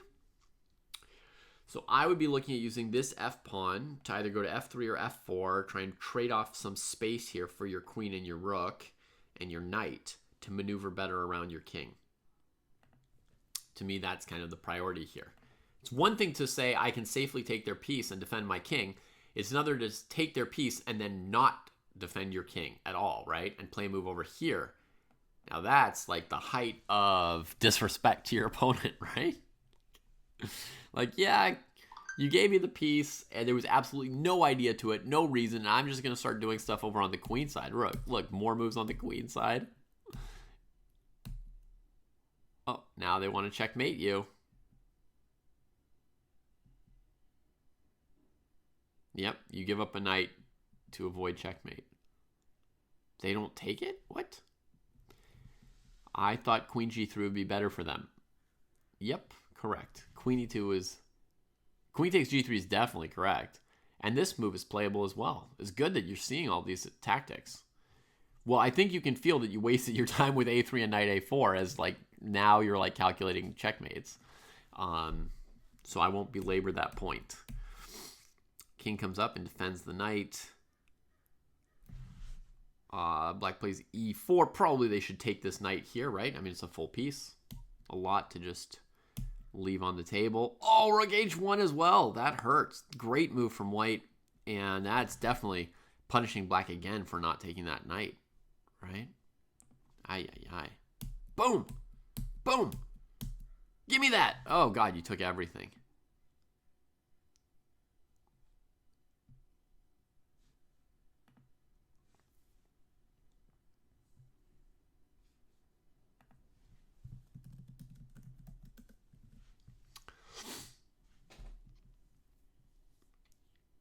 So now you've got two extra knights. The king's always sort of out in the middle, so you have to keep your eye on him. And you probably wanted to develop this since you're such a development person. Boom. This is annoying, right? Because the queen comes back here, hits the king, hits the knight, hits this knight. So... Maybe there's a better move in this position instead of knight g5. This was missed by your opponent. Yep, good call. They also missed queen a4. f4. They do still get your piece, though, here, right? Because your bishop's attacked, and you gave it back.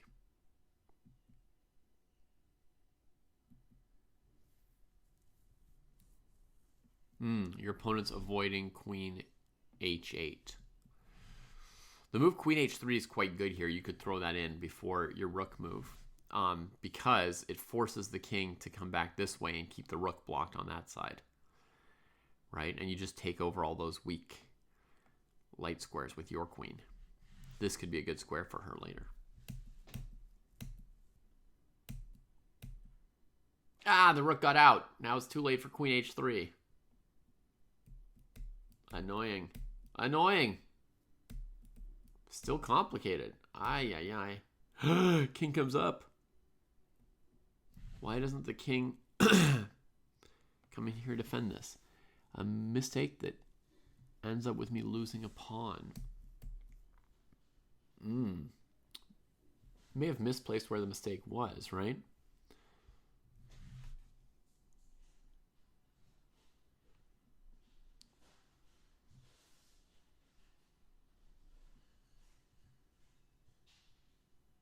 Do you see how my idea of queen h3 would have avoided this whole like rook rampage that's happening to you? It was just like a little idea I threw out there, right? To throw this in to keep their rook trapped by the king before playing whatever rook b1 or rook d1 you want to do with the rook. And just a couple moves later, we're feeling that with rook h8, right? Suddenly your queen is not that good and their rook is super good. Goes on this rampage. Obviously, you could still protect your pawn with king g1. You could have kept it if you wanted to, but the situation's become really risky here.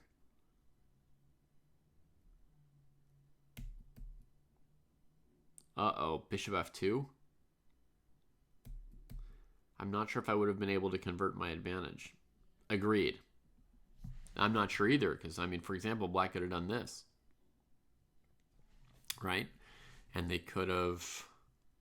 Well, I guess they couldn't play rook c2 because of queen g4 and take this piece. That would be a good thing to spot for you. In the game, they checked... Oh, and you have queen takes g5 here. I guess they were both really low on time maybe at the end. White had 5 minutes left. Okay. So I'm just going to throw this out there because I'm pretty sure that this is a useful advice and something that happened in this game for you, Harry. At this point in the game, you've got like 5 minutes and your opponent's got a few seconds, and you started thinking about winning on time. You started thinking, they're low on time. Maybe they'll flag. That's the easiest way to win. You don't have to find any good moves, right? Maybe they'll just blunder. Maybe they'll just blunder. And what's happening is you're actually blundering, right? Like with queen here, you're sacking this pawn or allowing this to take your queen. And then when they played bishop g5, you didn't take the time to calculate if you could take the piece. You just sort of bring the king over. So you should have used more of your 5 minutes. That's your advantage here. If you use your extra time, you may be able to make the game more difficult for your opponent to a point where they either blunder or flag or give up, right? So that the point of having a few extra minutes on the clock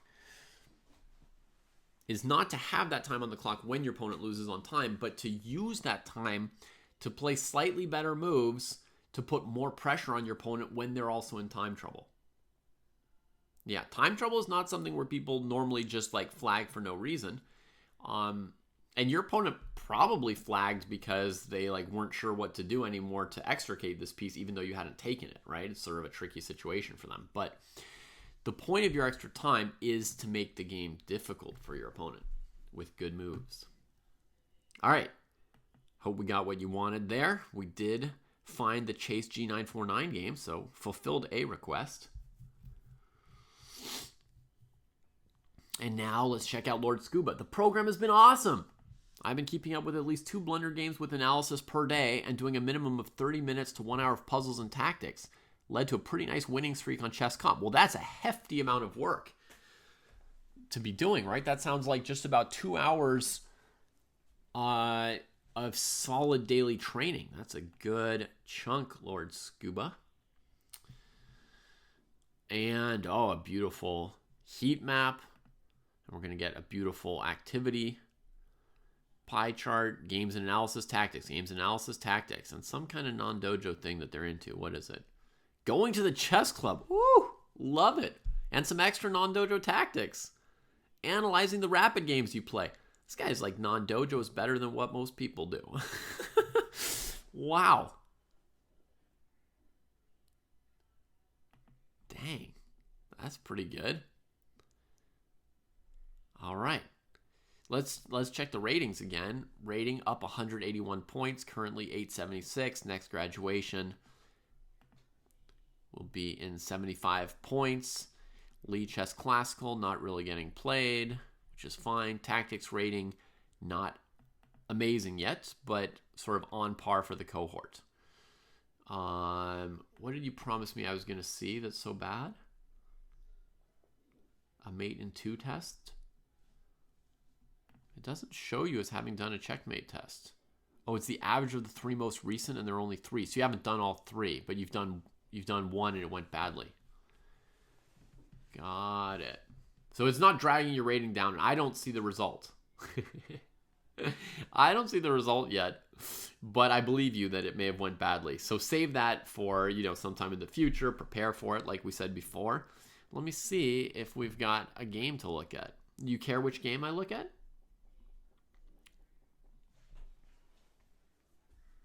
You played against Arjun. That's an impressive name. Makes you think of Aragaisi, right? Your name's pretty impressive too, though. Like when people play you, they're like, oh, I'm up against the Lord. Hey, Alex. Hood rat. All right, you got a game against a hood rat. Round 4 of the Dojo tournament. Yes. The lines in the analysis are a combination of mine and my opponent's because they did a post-mortem together. Woo! What geniuses. Where did they get the idea that it would be so useful to talk together and share ideas and stuff? Fried livers on the table, yeah. Is that the kind of thing you would think a hood rat would go for? They'd be like, give me some fried liver. Put it on the table. I feel like a hood rat would eat fried liver just on the hood of a car. 94. Woo! Tricky lines. Man, these two got straight into some calculation, folks. Do you see how many variations we've got here? We're straight into if this move, then this move, if that move, then that move. Look, if we go here, then queen here, g3 to stop the checkmate, knight takes g3, hitting the rook, pawn takes g3, queen takes this, knight takes here, check me there. You got a piece, you got a rook, get another one, and black is winning, right? Very, very tricky line. Good work. That's good calculation too, folks. Let's just say, very good calculation that they're doing there. King e7. So now the idea is if knight takes knight, king takes here. And by the way, folks should know, if the knight came back here winning this piece, d5 just refutes white's opening completely. They've moved this knight here, then here, then here, got forked. Pawn center's gone. Total disaster. Okay, so bishop f7 is sort of the most principled move, I think. d4 as well. Love it. Good-looking move from the hood rat. So now if you take the knight to weaken the bishop, indeed, the bishop is now weak on f7, but white triumphs. h6, trying to force the issue. That could work, yeah. I could see black doing something like knight takes e4, king takes bishop d5, trying something like that. Knight takes e4. Oh, wow. Black didn't take the bishop. They pushed immediately. But says that would have preferred this line, actually, and then queen check, king here. You're worried about the queen's checks, yeah.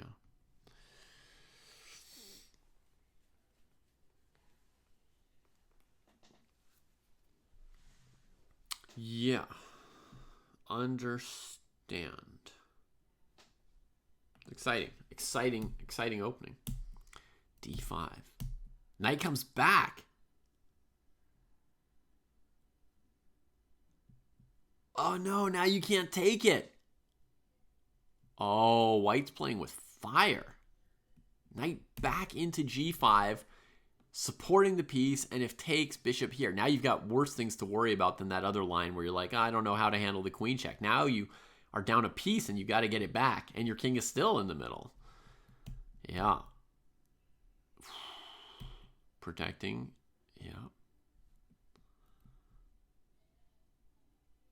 Oh, yeah, also, I mean, by moving your queen, I guess you were threatening pawn takes knight, and with queen h5, they're trying to say if pawn takes knight, they're going to take this. Yeah. First, they'll take with check, then they'll take the rook, yeah. Okay, good moves. Hoodrat so far playing really strong. Really strong. Bringing the fire. White threatens d5. Kick him back. Throw in a check. The queen pseudo-sacrifice to get the queen over here. Nice work. Hey, you made it back into the game. You got back your piece. Bravo. Good work. Queen d5.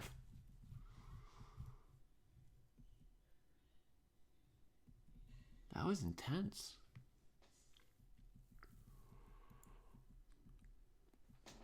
Going after c2. And here you've analyzed bishop takes c2 and pawn takes d4 with the hood rat. Yeah, it's good moves to look at. Makes sense. This gets taken. You grab the pawn now. Yep. Gets castled. White is up one pawn. Black's bishops look good. It's a very interesting game. As in, it's not clear, you know, whose advantages are better or who's winning.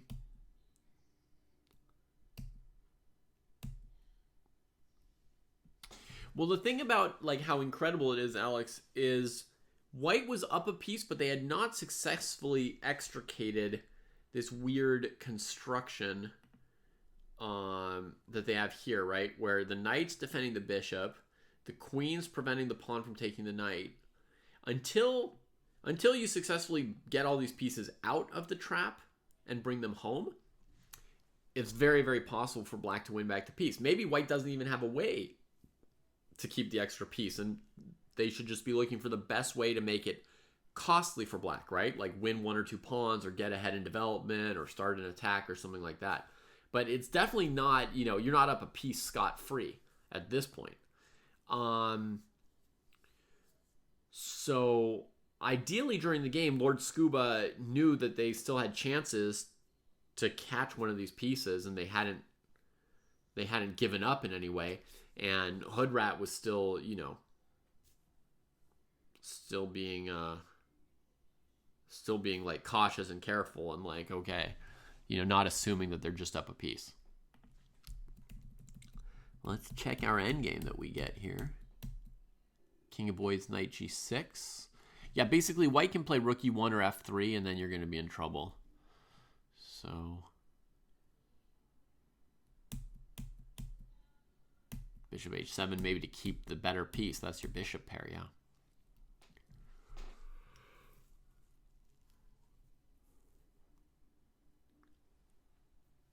My one advantage is the bishop pair. Why would I give it away? Okay, there you go, Scuba. I'm with you. I'm with you. Good comment. Good comment. Good awareness on that.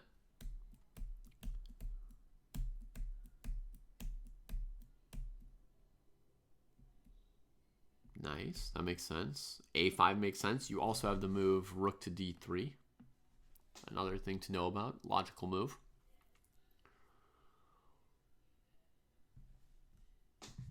You know, you have to calculate Rook E3, Rook D8, that kind of thing.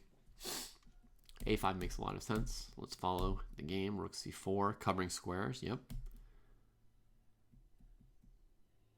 Blockades the passed pawn. Uh-oh.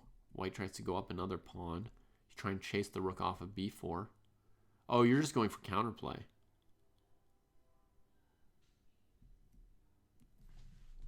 Ah, the fish appears. Stockfish tells us rook d1 was a clever move. Idea being after rook takes, king takes, this and this are undefended. And I'll just say, to me, it makes more sense to try to win a pawn on the queen side than to try and make a passed pawn. Sort of strategically, Scuba, to think of the endgame in like broad strokes at this point here. If you traded these pawns for these pawns and came out with one extra passed pawn, I feel like in general, those endgames are going to be pretty close to losing. Because your one pawn they'll be able to stop, and you eventually won't be able to stop two pawns together. Right? Or potentially even helped by this third one. So, plus this pawn, these pawns are off on the H file a little bit weak. So to my mind, the more promising counterplay is to try to win one of these two pawns while they're on dark squares, rather than trying to trade them to make a passed pawn. I think the better counterplay is playing towards trying to attack/win them if you can, or tie white down to being very passive to defend them. To me, that's like my instinctive endgame strategy here. Okay, so we get the passed pawn. We'll see how it plays out. Gets the rook behind it. White's maybe threatening rook f4 here, so you stop it. And your comment is h5, rook f4. Yep. King e5. Ouch. So king gets forced back to g6. And yeah, the game goes on from there. Okay, bishop e3. Takes. Oh no! Bishop e3 gave up the pawn. Oh no.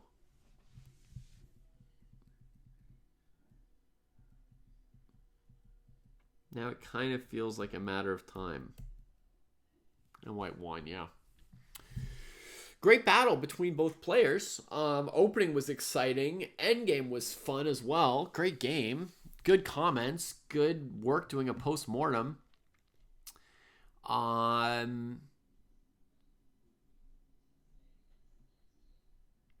In terms of the annotations to this game, one thing I might look for if I were you, Lord Scuba, would be like, how could you play this endgame better as black? Like if it were my game, no, okay, I'm at a slightly different level. I'll just say, this should be addressed to you. I would recommend seeing this game, like trying to see, could I play this endgame better with black, right? Because at this point, it's not clear if you should win or lose the endgame, and you eventually lose the endgame, right? So I'd love to know, like, what would be one better move for black in the endgame to try and draw it, right? Let's see. Do you analyze bishop takes e5 here? I think so. Bishop e5. So you are analyzing the moves.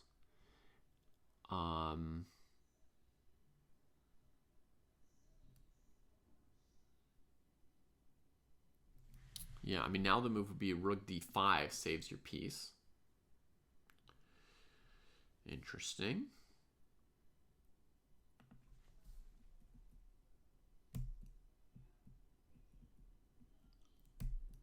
Okay, so bishop f8 going after that. I see that's where the game turns away from taking the e-pawn to just this. Yeah. I see you tried out a lot of variations too, which is very strong. I guess maybe just put a few words on some of these variations so we know what you're saying. Like, are you saying that king g6 was better or worse than king e6, right? Or are you saying that bishop c5 was better or worse than rook c6? Yeah, I see you trying out some different moves here. Doing a good job, actually, of trying a lot of different moves in the endgame. So you've mostly done what I would say you should do. But now we just need some words to tell us what did you learn or conclude from those variations, right? Like, was there a variation here that you're saying this is what I should have done?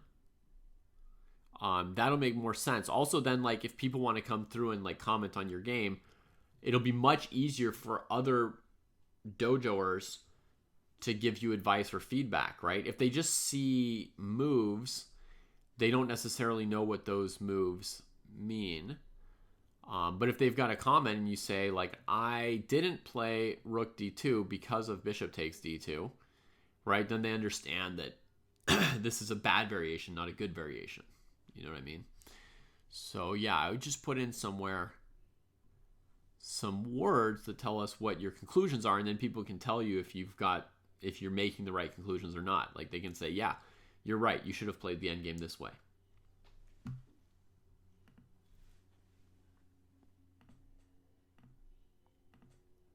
And congratulations on graduating. All right, Lee in the 700 to 800 cohort, 41 points of dojo work.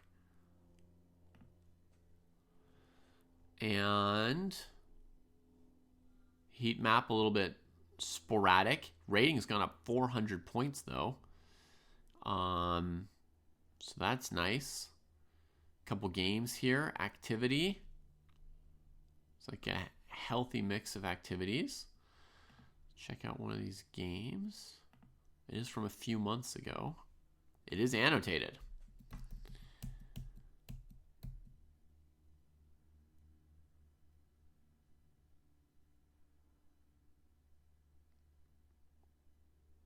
Yeah, correctly counted the attackers and defenders on d4, defends the pawn. Okay, so now you're worried about knight h5, tracking down your bishop.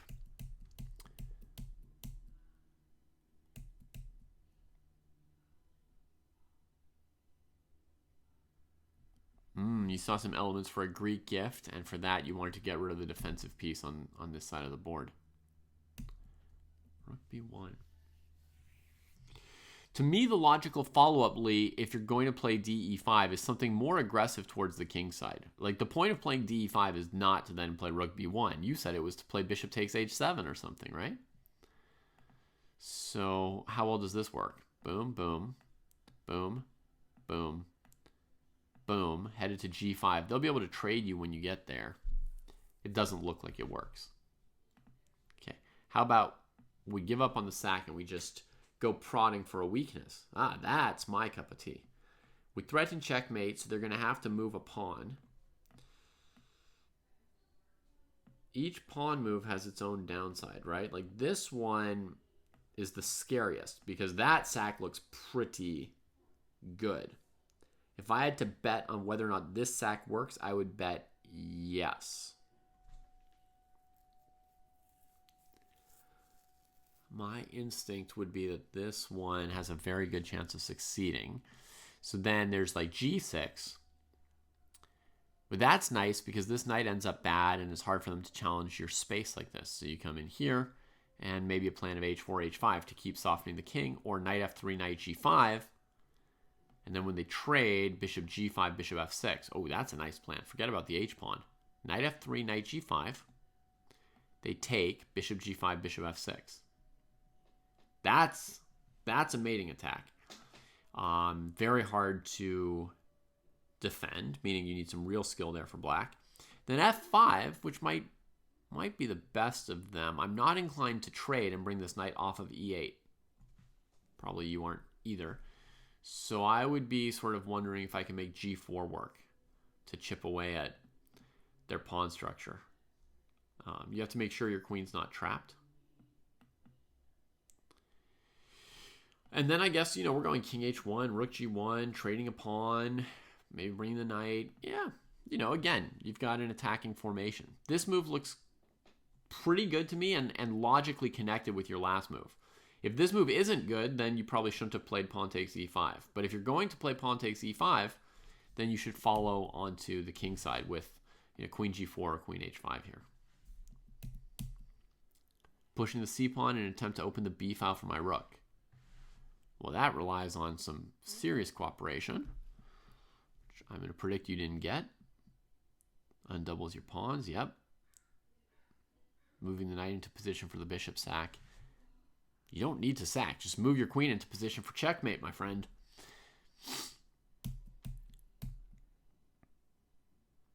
How on earth did this sack actually come up? The opponent moves the bishop away from knight g5.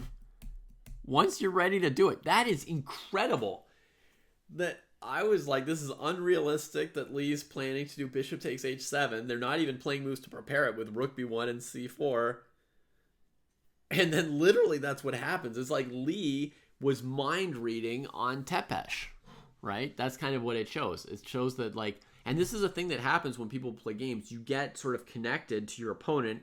You've got an idea what they want to do. They've got an idea what you want to do. You're sort of sharing in each other's thoughts in a way.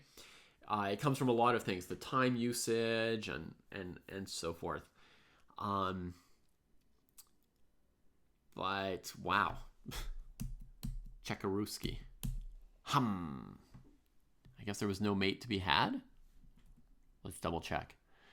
Queen h5, Queen h7, Queen h8, Queen g7.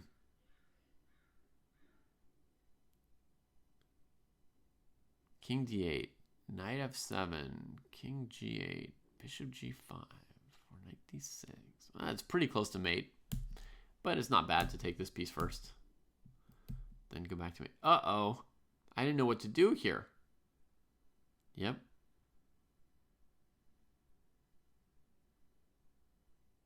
Uh-oh. So won the piece and then didn't know what to do with the resulting position. Yeah. I can feel that. Probably you've got a very, very strong move here that's not obvious, and it uses your rook b1. You know, if you'd played more normal attacking moves like rook e1, rook e4 or something, then your best idea would be some kind of continuing kingside attack. But since you've played these moves over here, this is the answer to your what should I have done. B4 going after the piece that also has sort of nowhere to go. That's going to make space for your queen. If they attack your queen, you can take, threatening theirs. And if they take your pawn, you go c5. And you're just blowing open the game for your rook so they can join your queen. She's a little bit alone right now. Queen takes, rook here. Or maybe knight e4 is better, I don't know. Here. Rook takes. Now all your people are fighting together, right? Really nice. Let me say one thing about your time usage as well, right? In this position, you spent 4 minutes determining how to protect the dark squared bishop.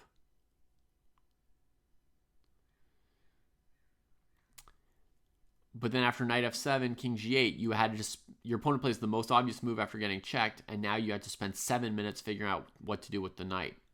So unfortunately, in terms of, well, not unfortunately. So the time usage, my analysis of it is you should have spent more time here than 4 minutes.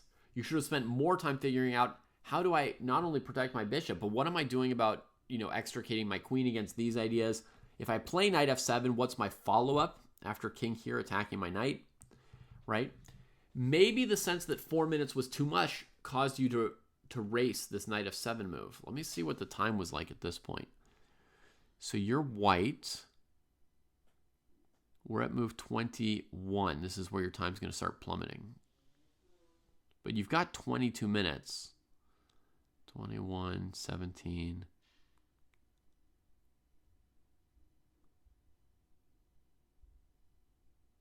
69. Yeah, okay. So I think you just need to spend more time on this knight f7 choice. And I think that if you have like 20 minutes out of in a 30-minute game at this point, that's a reasonable amount of time to have, and you're up against a very important decision. So it makes sense to spend your time right here, right now. That would have been the way to spend your time. That's probably my number one advice for you on this entire game, actually, is going to be the time usage here. Okay. This is probably, well, we're about to see the decisive period of the game here. Oh, wait, this happened. You played b4 after sacking the knight.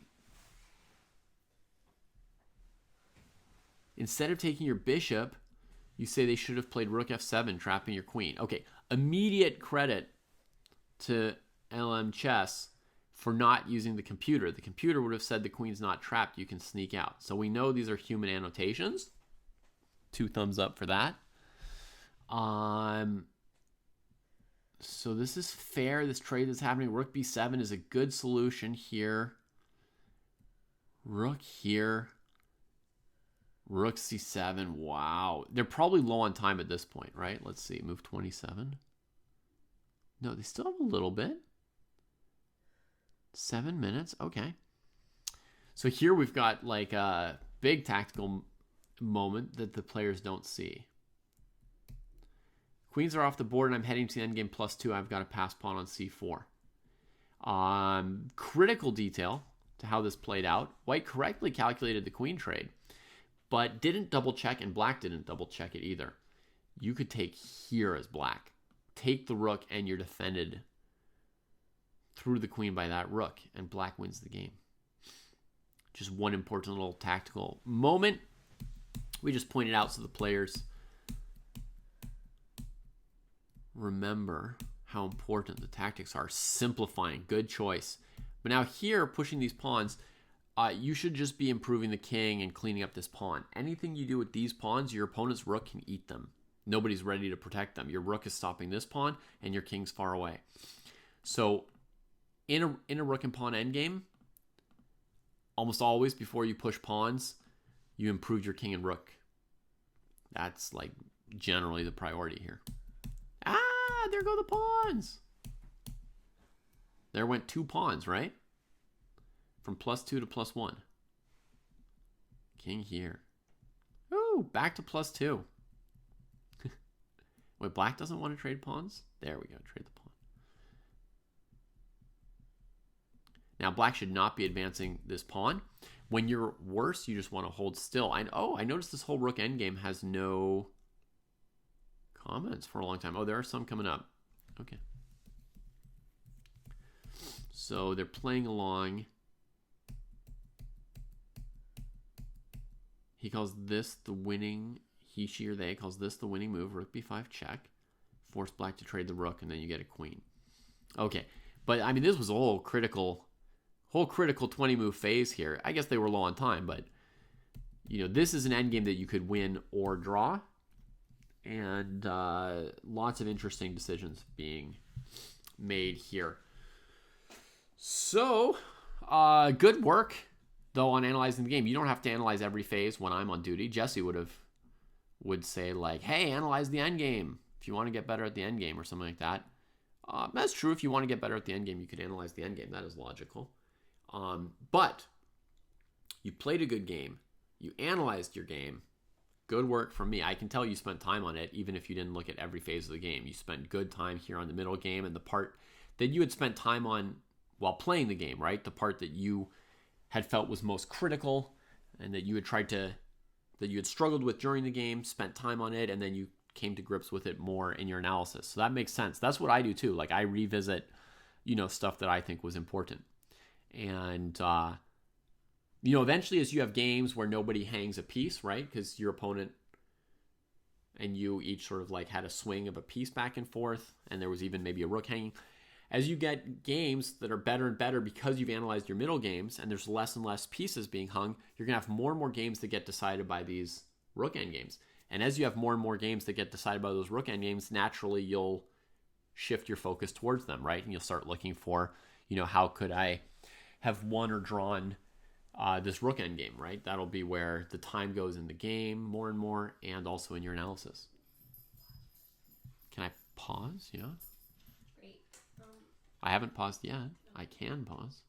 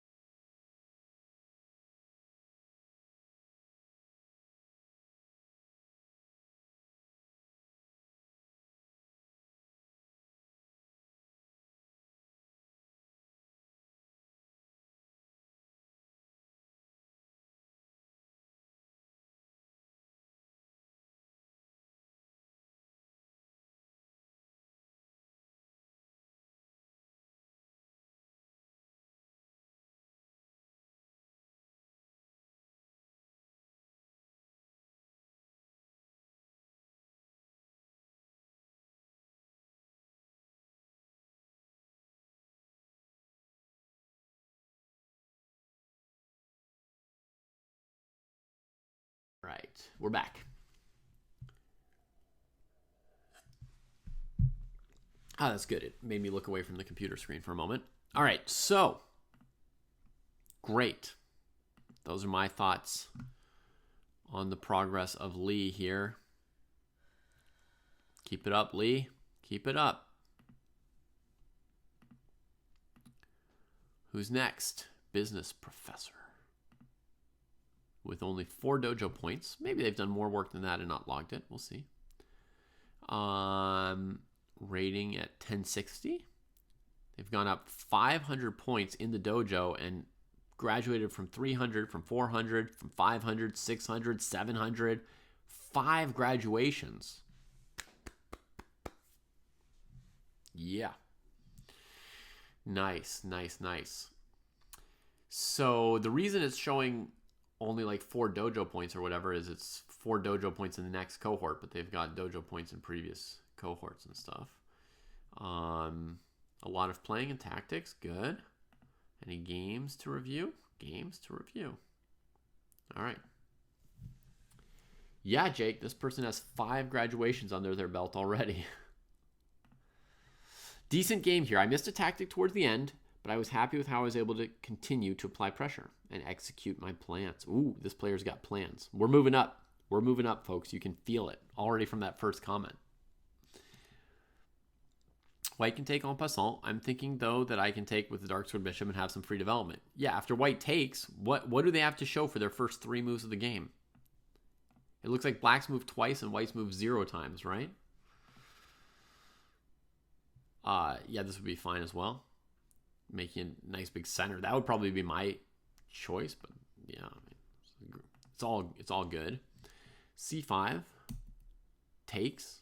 I take back with tempo. Free development. I feel like Business Prof might be a bit of a tempo fiend like Jesse, huh? The plan now will be to gang up on the e5 pawn, which is presently undefended. Yup. I look to continue to put pressure on e5. My options are queen c7, knight g, e7 to g6, or h6. I want maximum pressure right now, so I opt for the queen move. Good choice. Good choice. Like if you play a move like knight here first, the bishop can come here, and then when you attack this pawn, your opponent can go here without blocking their bishop, right? So queen c7, you take away some of their options. If they play queen e2, So I think you had the right idea to go for maximum pressure. The question would be, you know, does knight b5 work or not? If knight b5 successfully harassed you, then you might have to give up on this idea. But I think after queen b6, you're perfectly fine. White is actually still annoyed by your counter threat. So bishop b5 comes in. So White's going to save this pawn by giving up their best light squared bishop and end up with weak light squares. If I'm Black, I accept. Defending the knight, I probably wouldn't do. I would just keep developing and castle, so that if they take, I take here and put my bishop on a6 maybe. But anything's fine. I think that's a matter of taste rather than what's actually better than something else. I can force doubled isolated pawns. Bishop e3 is given a question mark here in the annotations. Yep. That should help me in the endgame. Yep. Yep. Looking very good. Oh! I can take the pawn. Yeah. Plus White's weakening the c file for you. Everything's going Business Prof's way. Minus plus. The pawn is mine!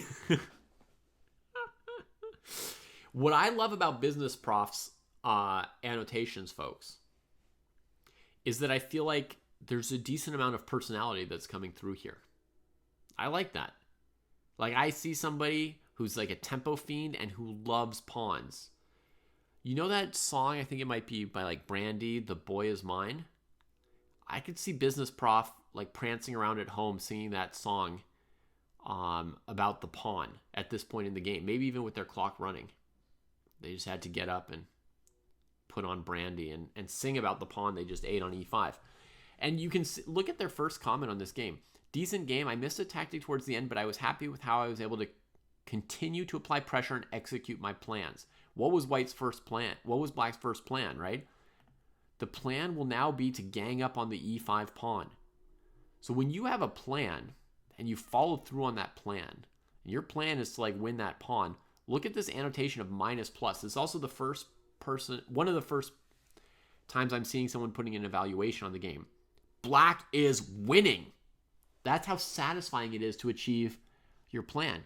We've had other people who were up like an entire piece and they didn't claim they were winning the game, right? Here, Black's got one pawn and he's like, the pawn is mine. Positively crowing. And, okay. However, an area of concern is White has the open f-file. That could be a resource. I have a potential attack here on the e-pawn and the knight on c3. This diagonal is weak and could be a source of tactics. Okay, so they're like, it's winning, but that doesn't mean I'm done making plans, right? Now I'm going to make a plan for how I'm going to prosecute my extra pawn and win the game, plus keeping my eye on the opponent's counterplay. Business prof like Jesse is a descendant of Nimzovich, step by step. I could castle here, but I opt to continue to apply pressure. I think I can continue pressure White by moving my rook to the open c-file. I agree. Again, I see an opportunity to create doubled isolated pawns. I also calculate my next move as offering the queen trade and threatening more material. Sure, that move gets a little controversial to me. Like at some point, you're going to have to castle. Like if White plays queen e2 or queen f2, which I would expect, you're not going to take on c2. White creates a checkmate threat. Now I can castle. Okay. Castles, exclam. Nice. h4. A free pawn and another offer to trade queens. A free pawn. More material. The pawns. Now he's got to sing the pawns are mine. h5. Preventing h6 for White. Yeah. Got your eye on the counterplay. Eye on the counterplay. d4. Well, now it's about to get messy. I would say prevent this thing. It's going to be a lot easier to win this game if we don't let White weaken our king. So this is about to get messy. The simplest response to something like this is normally king h7 or king h8, something like that. Unpinning this pawn, so it's both defending h6 and they just run home. If you're not sure about that, or no, sorry, if you're fancier than that, this is like a David kind of move, where we're improving our piece, and our point is to hit him with that. And that's it for them. Jackson! Okay, I do not like allowing rook takes h6. You'd planned queen d4? I got greedy here. It paid off, but forking the rooks was probably the smarter move. I did see that move, but again, greedy. So you thought queen d4 would win a rook, and you were like, I'm going to play e2 and get a full queen. I don't even want the rook. Let's see what the analysis is on queen d4, shall we? Queen d4. Rook f1, trying to save the two rooks by connecting them. e2 check, and takes. Yeah, if you see that, you got to play that, right? I mean, that's a clean kill. I don't know if you saw that during the game or in the analysis. If you saw it in the game, you should have gone for it. If you saw it in the analysis, good job coming back and analyzing this here. That's very good analysis. h6. Checkaroo. King h1. Ow! Ow! Black resigns. Vive la France! Business prof played the French defense. They like the French defense. You see? You can tell that business prof is, passionate about their openings, their pawns, their tempi, and all that. Do I prefer online comp or IRL comp? First of all, welcome to the dojo, that guy. I'm unable to parse your question. Can you rephrase it for me, please? All right, GG Business Prof. Let's go look up our next graduate, Strange Comfort. Strange Comfort. I love the ability to make the program our own. Oh. I am currently doing the Michael de la Maza rapid chess improvement method regarding tactics. I think he has a legitimate process with the 7 circles. Maybe. Like the dojo, I've modified it to fit me. Comfort likes their own comfort. Combined with the dojo tasks, I feel I've been improving at a remarkable rate. I'm up to 1157 on chess.com Rapids, starting at 968 in 2.5 months. I tied for first in my Tornado tournament, and overall I feel like I'm just seeing tactics all over. Most mistakes I make are the typical move too fast, wrong state of mind. Things the dojo has truly helped me improve. Using more of my clock time has been a huge key to my success. Nice. Whichever sensei reviews my annotated games, I recommend doing the newest one I annotated. It was a fun one. I think seeing the heat map really helps with accountability, as well as wanting to graduate to the next cohort. Level up, baby! Woo! Okay. And you can see they've graduated before. They knew a game of theirs was going to be reviewed. They're like, I'm doing the work. Now you do the work. Here's where I recommend you do the work. Here's got an explanation of something going on with the 7 circles. Full-time job in Wildfire, North Dakota. Beautiful. I have a theory that I or anyone with the right work ethic can reach 2,000 USCF using the Michael de la Maza method within 5 years. Or about 200 USF rated games. I think that's plausible. I don't know the Michael de la Maza method. So my theory would be with the dojo training program, 5 years, good work ethic, average intelligence, 200 rated games, 5 years, 40 games a year. Seems about right. I think that would be like median. I think it's possible. But it would be with like a lot of work, as they say, with the right work ethic. I believe that.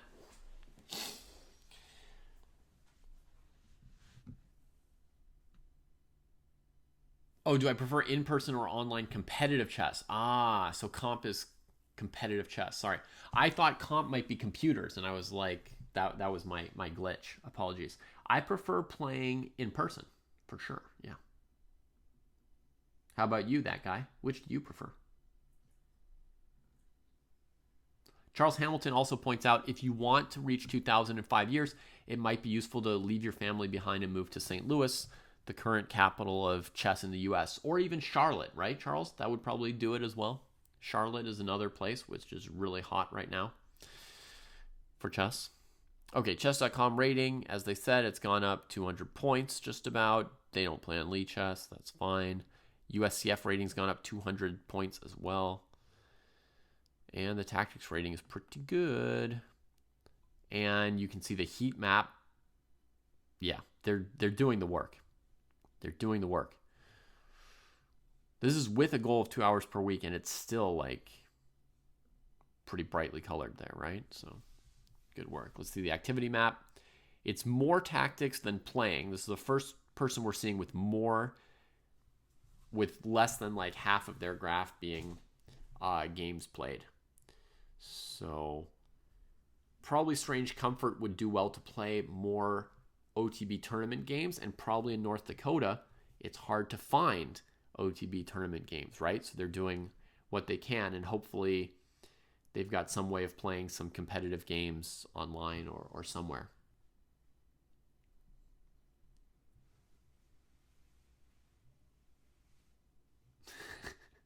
The fear or arrogance when I play the King's Gambit. The funny thing is, Jake, I played the King's Gambit almost every game for 10, 15 years. And people would still be like surprised when I play it. They'd be like, "What? You're gonna treat me like that?" And I'm like, "Well, yeah, I played it last round against some other master. I'm gonna play it against you too." It was kind of funny that people continued to be surprised by it. All right, let's see if we've got the right game. Out for Blood, game 4 of 4. Haha, final game of the Tornado. Yeah. I'm happy because, again, we're getting some personality through the annotation, right, folks? Tied with my opponent 3 for 3 for the tournament in the final game of the Tornado. I have heard the rumors. My opponent is making grown men cry. My opponent has handedly beaten every person they have faced. I stare across the board at my opponent. An 8-year-old girl stares back, amused. I decide there can only be one winner from the start of the game. I want blood! Respectfully, of course. Now everybody wants to see the game, right? Come on, folks. Let's put a little bit of that into our annotations, right? It's not all sweat. Like, sweat work doesn't mean like we're just like having a hard time every day. We can have fun with it, right? Unsurprisingly, my young opponent is likely looking for a tactical battle. I am happy to oblige. I have been doing my puzzles after all. I am a grown-ass man. Oh, yeah, here comes a fight. Oh, yeah. Attacking the middle. A6. I'm sorry, Jesse. Blame the coach who taught me this. I've been playing this versus e4 and I really enjoy the positions, which is the point, right? To have fun. It also prevents knight b5 stuff later. Well, no, I mean, you can't say we're playing this to prevent knight b5, you know, before this knight even emerges.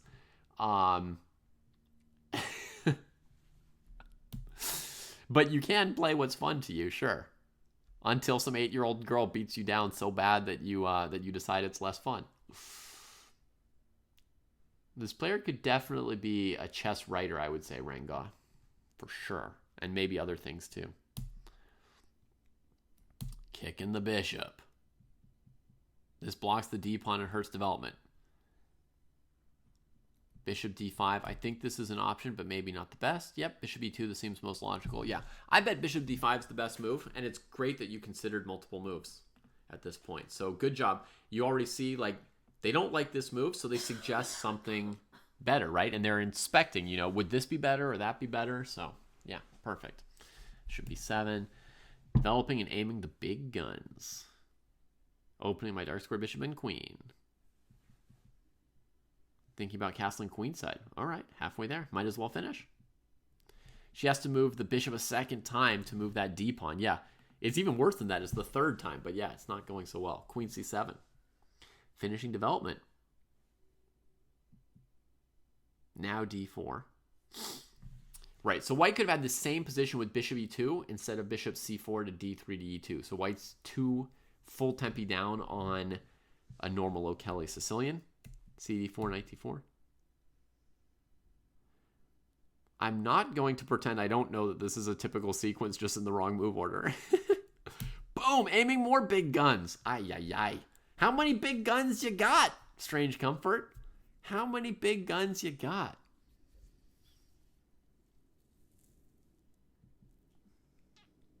Wait, she can do that?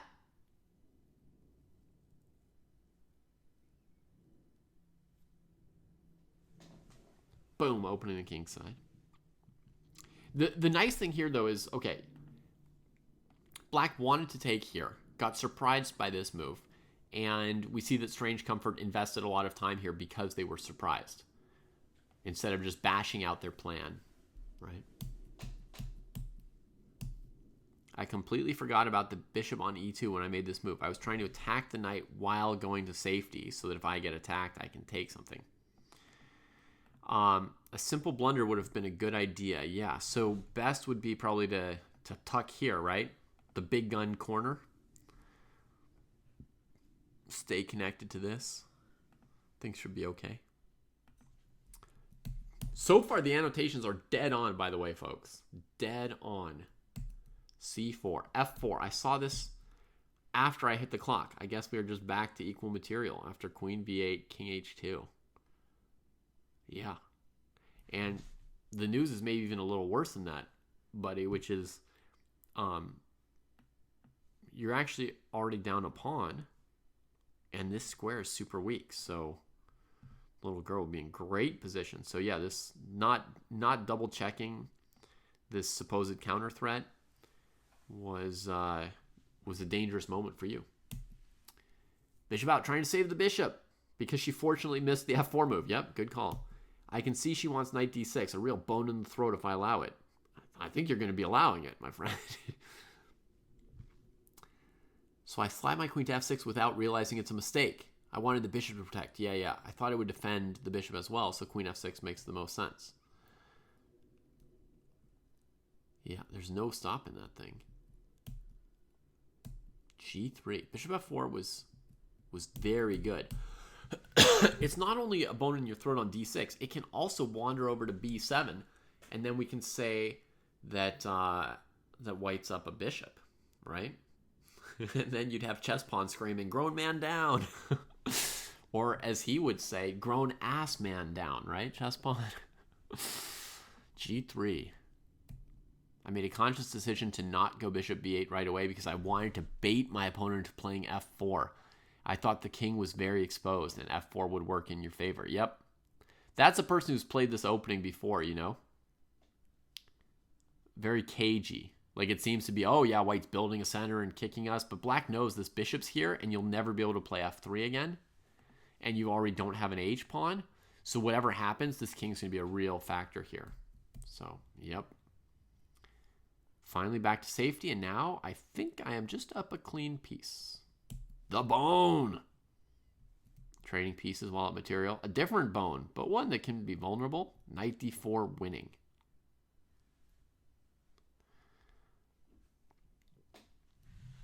Oh yeah, uncorking counters and stuff. I mean, it's a little uncomfortable to me to never move these pieces, but I mean, I'll certainly believe that black while up a piece could be winning. Mostly I'm just enjoying the annotations. I hope that's okay, Wilson, if I mainly just enjoyed your annotations here. King g1, mate threats all over. f5 counterplay. Okay, before I show you my move, remember I said I wanted blood. Pieces need to move closer to the king, right? Yeah, I agree. Look at this that black had in mind. Checkmate there. Very nice. f5, counterplay. Knight f3, double question mark. I did not think rook f3 was possible, but it honestly defends everything. Ow! I can't go queen g3, and I can't take the rook without hanging the queen. Gosh, I can't believe I didn't consider this! I'm so focused on attacking the king. Lesson I've learned from this game and others is that attacking the queen can be just as good. Yeah, also that even if you want to attack your opponent's king, you still have to respect other elements of the game. You know what I mean? Like, for example, if you didn't develop your pieces, you would be unsuccessful trying to checkmate your opponent's king. Some people, you know, in like the 0 to 300 cohort, you'll see they'll go like e4 and then just start moving the queen, trying to checkmate, right? Now, Wilson by now has recognized that that doesn't work. But Wilson seems to think that if they get the big guns going, they can win the game without the like harder to use weapons, I guess. And needs to do a little more, like, instead of being locked into this plan of raking the king from the queen side, which has clearly worked many times for Wilson. You can see from the appetite, look, aiming the big guns at the king side. I'll move 4. This is somebody who's played this before and has seen the game go this way a certain time, right? And then attacking the king side when you play queen c7. I mean, potentially, but not yet. There's no queen h2 threat. So you can see this is based on experience. Like Wilson has played this setup before and has an idea of how it plays out. But, you know, this is kind of the formation. And I'm not sure what role these pieces play in it. And Wilson's going to have to add that in at some point to keep moving up, is, you know, how to use everything you've got.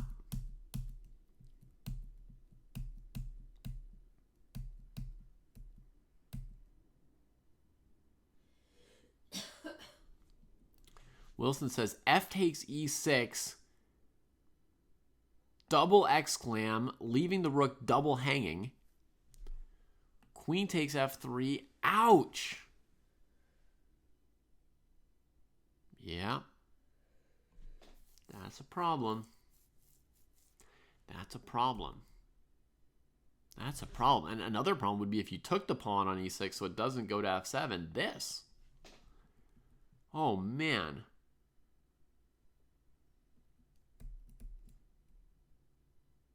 That's a great move to discover an analysis. Pawn takes e6. Holy moly, Strange Comfort has got their calculation going in analysis for sure. So they're going to get better and better in their games from doing all this calculation here. Queen c2, double question mark. I wanted to threaten the bishop while keeping your king in the middle. I think this was honestly a half-ass move due to fatigue. You got to move these guys at some point, right? Is there a better move suggested instead of queen c2? No. So I think one thing that might help you a little bit, Wilson, I mean, basically you're doing fantastic work here. I'm just enjoying it. But something that would help you would be like, if you see a double question mark move, what's the better move instead here, right? I see this again here. You put a double question mark here. And you didn't say what you should have done on this. Full credit, on this one you did, right? You have 3 of these double question marks here. 1 of them you did say what should have been done. 2 of them you don't. I would love to see what you think you should be doing here. Just trying to figure that out is going to get you better. You know, I would suggest it's some knight move, but you know, maybe you've got different ideas of what should be happening.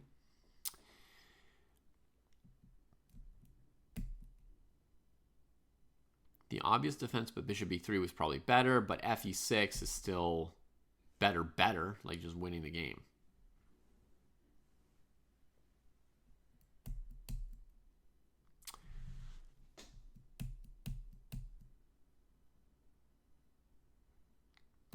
Woo! Super cute. I don't even know what this triangle means. With the idea of rook c4, knight f5. Okay, I think I got a little too cute here. This is like one of those moments where you think you're so damn clever. She looked at me, looked at the board, then looked at me again, wondering what the hell I was thinking hanging my queen. Then she saw what I thought I was so clever to come up with. One problem, I lose a bishop for nothing. In fact, I think you might lose 2 pieces for nothing, right? Like here, takes again. I thought I was winning a pawn at first. Yeah, well, not quite. G4. So she believed you. Knight takes g4, defended through the queen. King here. Oh my god, it's crazy. Oh my god! Once again, I think I am so clever. This guy's playing with fire, right? May or may not all be accurate, but they're... yeah. But he's got some pizzazz and some ideas. And she keeps believing it because it's so intense. ba3 check. And g5 is the plan. Holy moly. I literally thought all this out. And yet, king g2 stops all my plans. Bishop c4 check. Ow. Check here. Repetition. I mean, doesn't white have some way to win instead of queen b8? Wow. Good evenings, Athens. Welcome to the graduation show where we are currently celebrating Strange Comfort. A wild, attacking player who just loves to play. She takes part of the bait. King takes. f6. The critical move to force mate, and I move to the wrong square. Oh my gosh, still hanging the queen with the idea of here and here. That is incredible. What? It's like so good for you to play games like this. You know, like you learn so much. Knight f2, but the girl's resourceful. She sees your ideas again. Checks. Here, checks. Here, checks.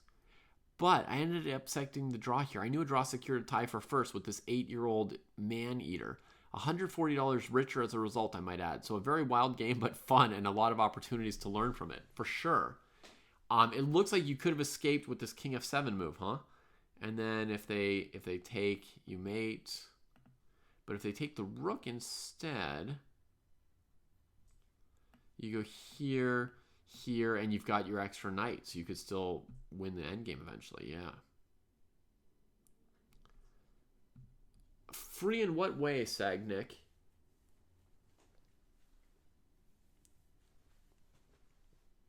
I'm free to stream about chess at the moment.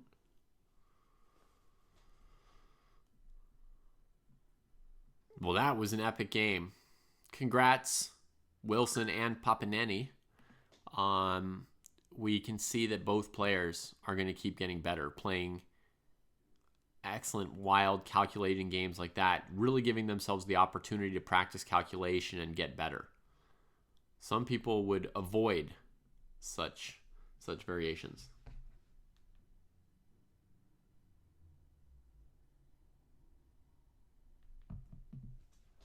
All right, we've got Simulacios. I realized one thing above all, identity. In my job, I regularly write for journals and have even co-published books. However, it took me years to call myself an author without triggering imposter syndrome. Once I was able to take on the identity of an author, I could really start to feel comfortable with my writing.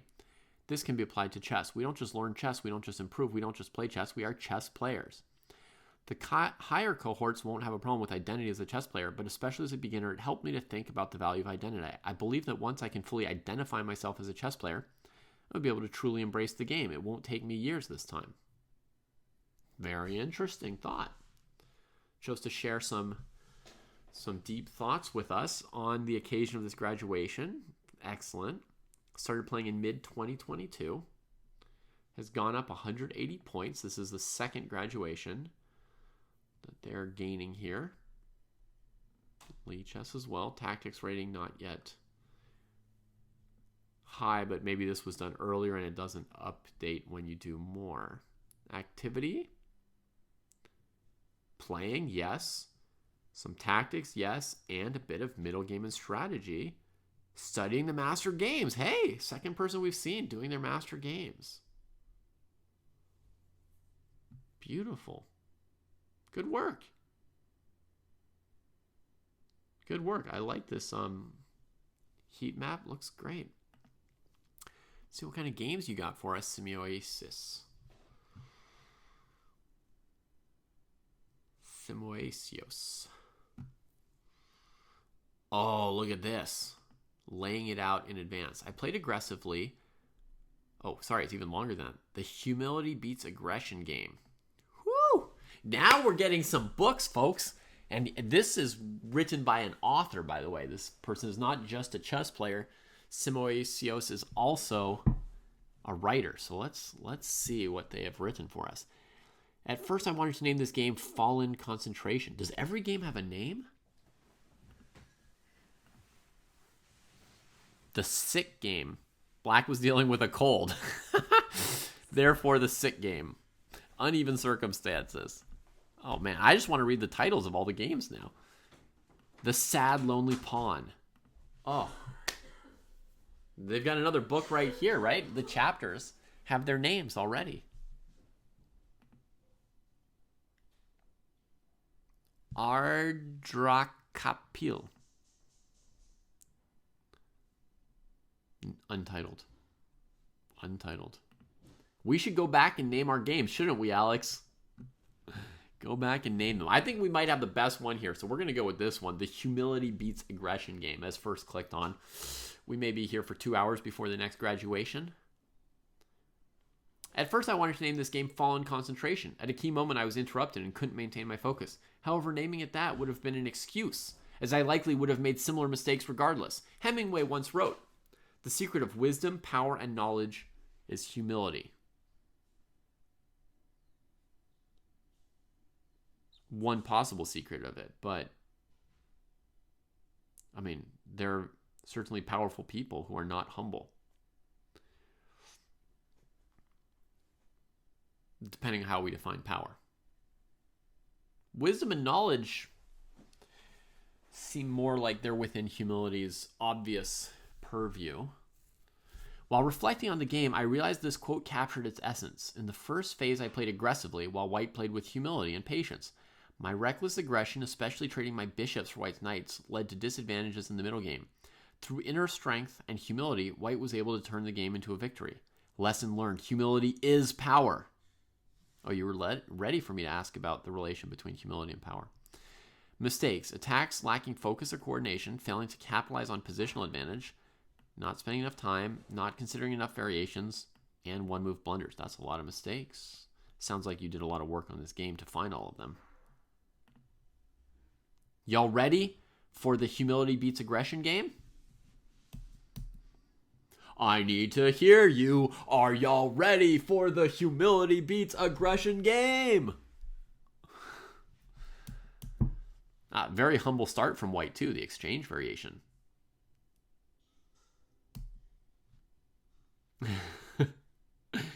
I believe knight c3 was unnecessary. The d-pawn is already protected by the queen. White gains no advantages from this move, but I gain a tempo and development. as will later be seen. I mean, white's developing too. Knight c3 is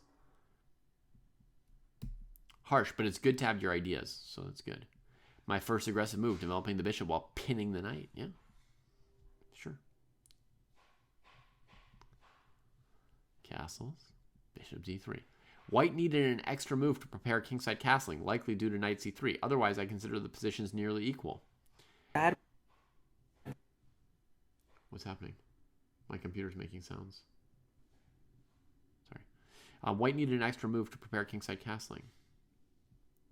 My second aggressive move, still okay in my opinion. If you wanted an aggressive move, rook e8 is a simpler one here.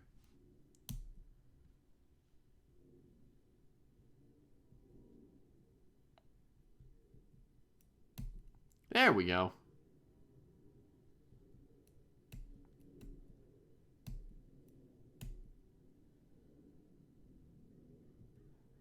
Nice. This impulsive, aggressive move. Looks good to me.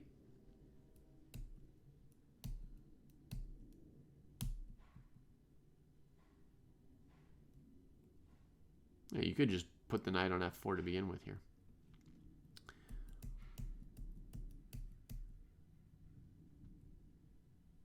Threatening the d-pawn. You complained when white played knight c3 attacking your d-pawn. Now you're attacking their d-pawn. Still looks defended. I didn't understand this move initially. White later explained he wanted to occupy the half-open g-file. Yes, Moesius. This is what rooks like. They like open files. That's just the best way to use the rook, right? Put it on a file. Now you give up the nice knight, but your rook gets into a good position. Looks fine. I felt relaxed and satisfied. Yeah. Out of fear of a back rank checkmate. Okay. There's nothing wrong with the move, but yeah. There's other moves too. F6, G6, H6, or just doubling rooks and saying you've got the only open file, so you're not getting back rank mated. For a rook to get to your back rank, it's gonna need to come through the file. I like this move. Yep.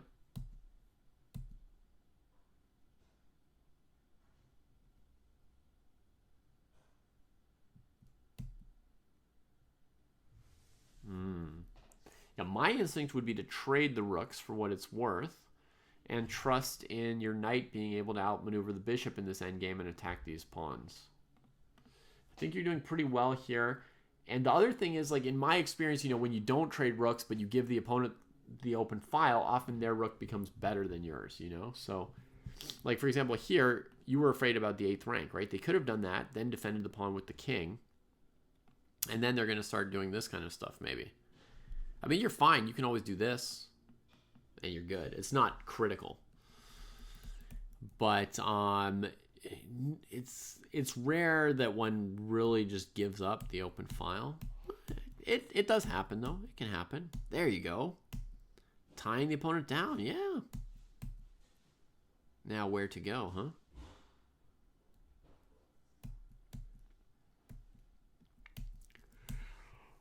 Oh yeah, bishop b4, giving white better chances to draw the game. I understand. That makes sense.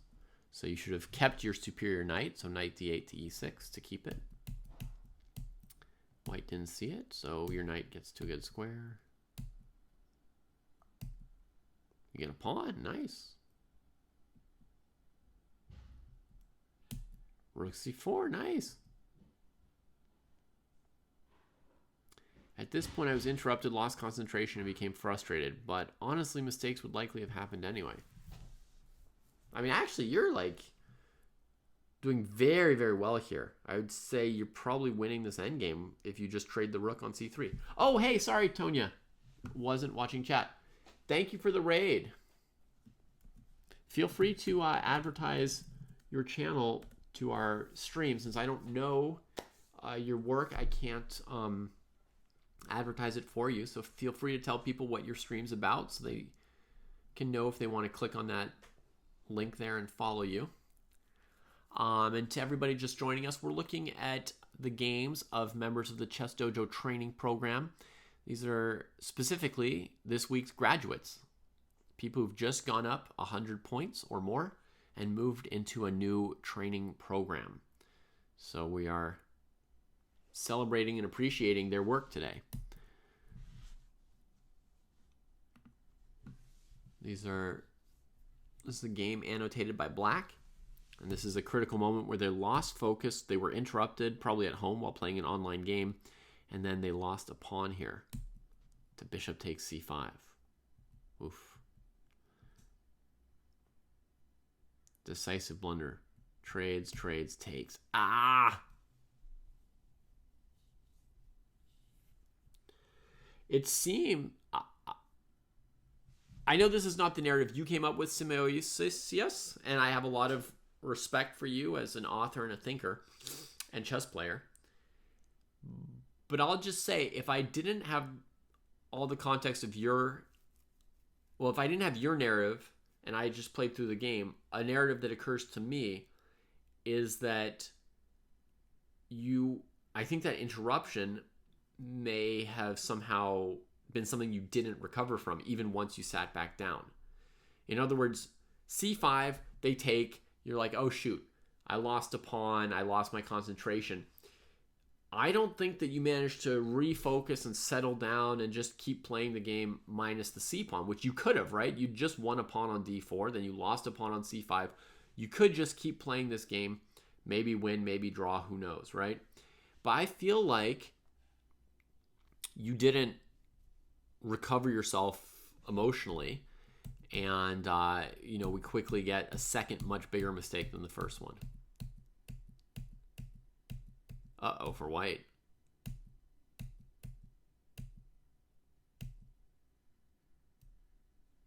Wow. If king f3, I mean...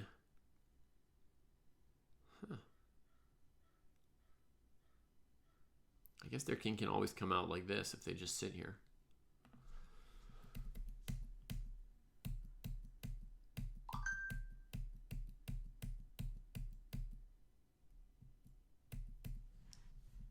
Well, it's good that you played it out. I mean, you made a real game of this fight of this endgame anyway.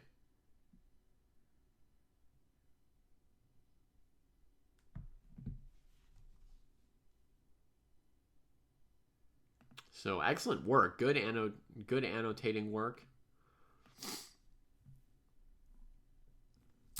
All right, we advance to Knight Rook combo. Graduating from the 800 to 900 cohort has been a rewarding experience. At one point, I felt stuck. I had completed most of the required tasks, but struggled with the classical game requirement. The long time control often didn't fit my schedule, so I primarily played 15 plus 10 rapid instead. During the December holidays, I finally had the opportunity to play longer games on Lichess. Many of my opponents were significantly higher rated. Facing stronger players exposed gaps in my play, helped me test my skills, and allowed me to identify weaknesses. Despite the challenge, I managed to secure some wins, which gave me confidence in my progress. The most valuable aspects of the program for me were the tactics and calculation exercises, the lessons on time, and the master game studies.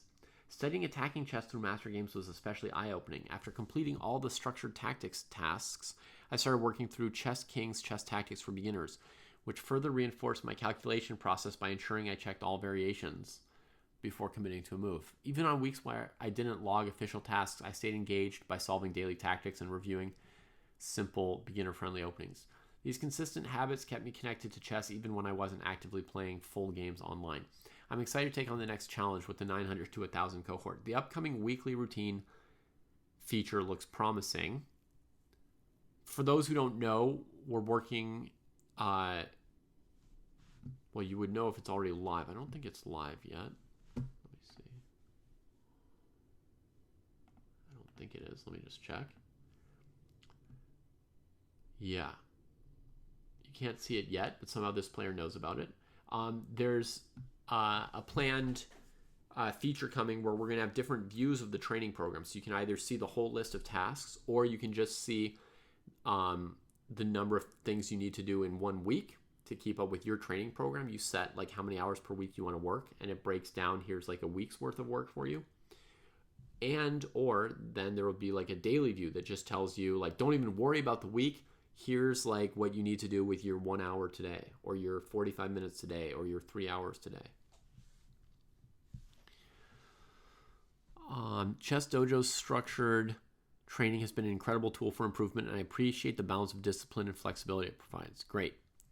I would guess Knight-Rook combo that the missing ingredient was the classical games that you weren't able to play for a while, and once you were able to play them, you then got a burst of improvement. 90 dojo points is a lot of dojo points, so I can see you worked hard, and it makes sense that you were feeling stuck for a while doing that much work and not gaining your 100 points. But the classical games is not like an optional or skippable component, so to speak. I mean, everything is like optional in the sense that do you and do what you want to do, but it's going to be fairly rare for someone to make much progress without doing that part, without doing this sort of slower, serious games. It's going to be hard. So you've gained 150 points, got your second graduation. Lee Chess has gone up 600 points. And your tactics rating is in the green, which means it's above cohort level. Good tactics rating. Bravo. Activity, a lot of tactics. And compared to other people at this level, definitely less games. And to me, it seems extremely likely / obvious, right, that the ideal balance would be more games if you could manage them. And understandably, if that's not an option, it's not an option. But that's the thing that would probably help you more. Let's check out a game. Knight-Rook combo.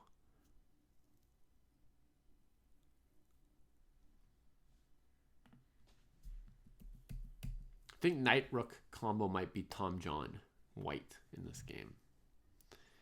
White, black, uploaded by Knight-Rook combo.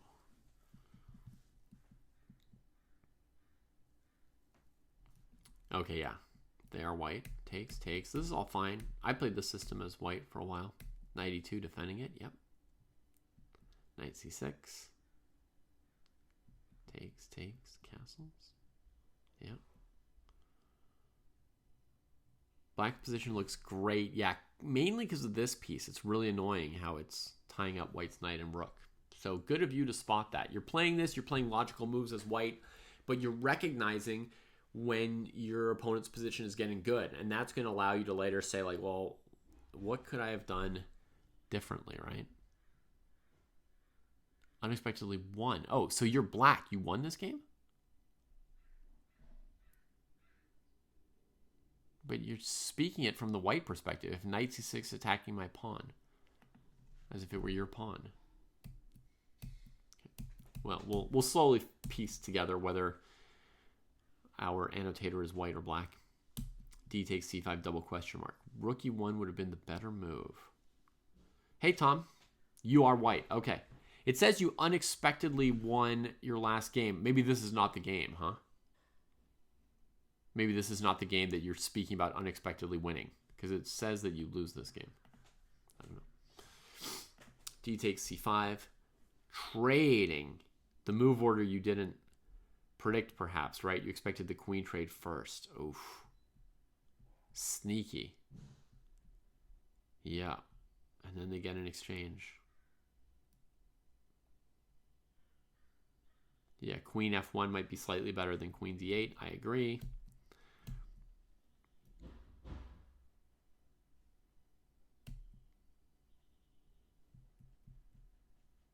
Developing my bishop.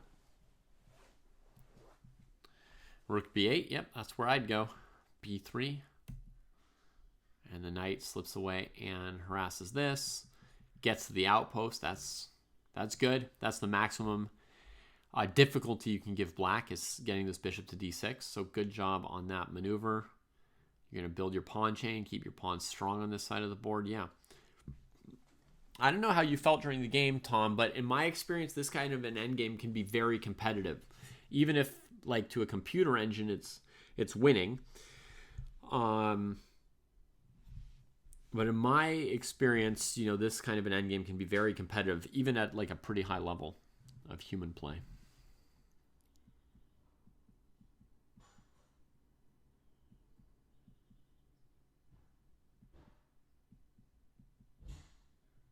Keeping the knight at bay, covering different color squares with the pawns and the bishop over here. Michael says it's a crushing position. Oh, nice move from black.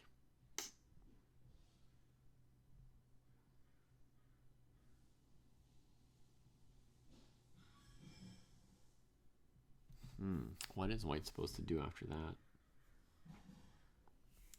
Maybe rook b1 to hold the chain together. I think, Michael, it's a Lee chess rating is the answer.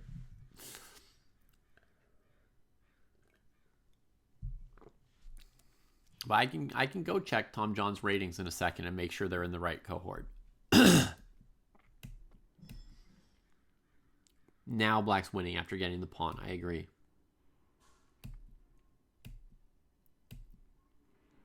Oh, black's played this endgame surprisingly well. I thought it would be much harder than this.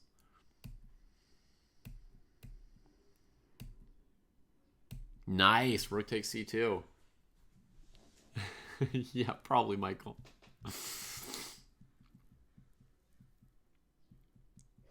And then push. Yeah, I mean, this person playing black has no difficulty like calculating, looking for unobvious moves. This is not that easy still, actually. Maybe it wasn't a good idea to sack everything for a queen. Bishop e7 double question mark. Black could even take the knight, right? And then take on f6.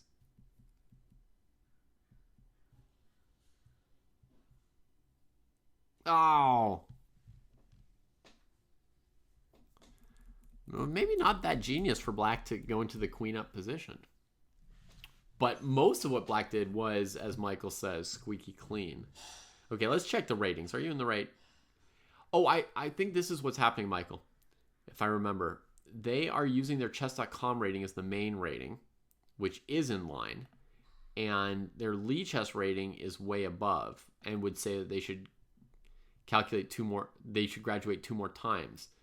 But I think they haven't played as much Lee chess and the rating was provisional. They won like 1 or 2 games against much higher rated players and gained a ton of points. I think that's what may have happened. So I think we should trust the chess.com rating since that's the preferred rating and just, see where things go. All right, Tom John. Thanks for the game. Good luck in the next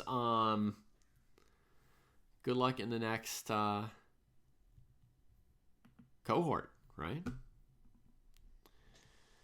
All right. Rednick. Not to be confused with rednecks, people. Rednick. Really like the structured training program. Excellent program. The Chessable course on time as well. That's Jesse's. About, time in chess. As well as the book recommendations were really helpful. Cool.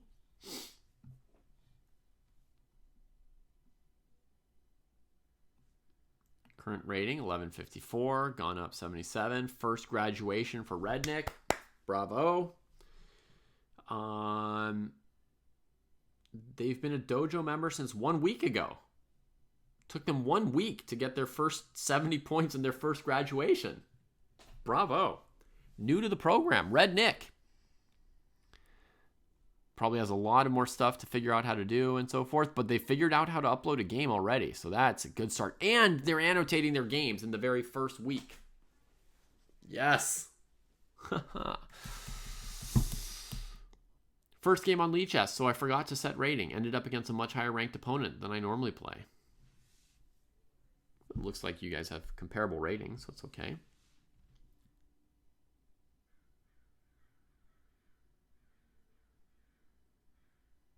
Oh, you're Red Nick, but you're actually Saeed.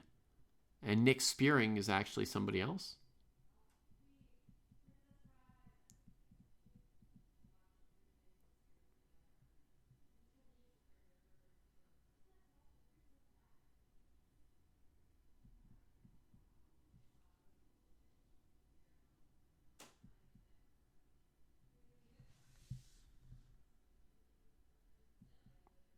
Okay, no, Nick is white now. Okay.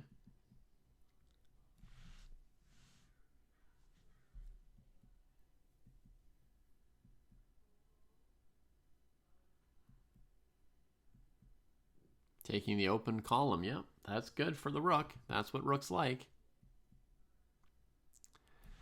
Yeah, poking this square, and if they castle, you've got bishop takes h6, so they should play knight g6. To avoid that, they do. Nice work, trying to open up another column. Now you start worrying about queen a4 because you got weakies all over the place. Yeah, actually, I would guess that black's position's better at this point. Perhaps surprisingly, Nick. Like their knight seems to be holding your kingside threats at bay, and your pawns do look weak to me. Weird how that happened, right?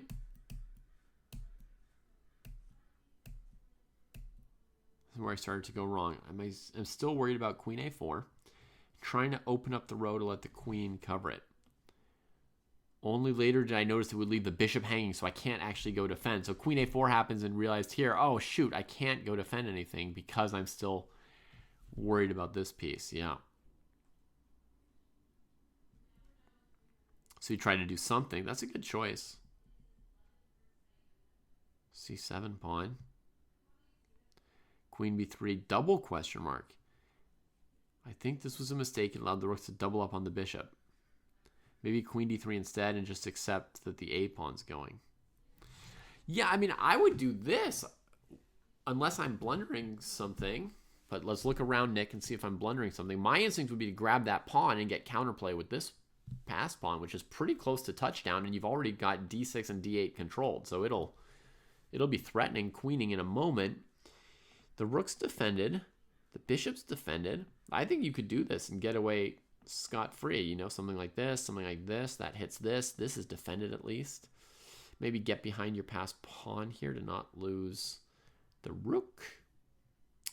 And you've got yourself a perfectly decent game, right? Actually, you've been given a big chance here. After this... Oh, no, your e5 move was really, really good, Nick. This is exactly what you needed to do. You're blowing open the center while the queen's trying to go do something on the side. And maybe she doesn't have time to, fully get you. So that was... You were very close, actually, here to fixing the game with bishop c7. Okay, we get queen b3, trades, doubles. And if the bishop moves, rook e2. Knew I was losing, so tried to mix things up somehow, yeah. Yeah, okay, so, interesting. We feel a little tactical. It's not a very tactical game, right?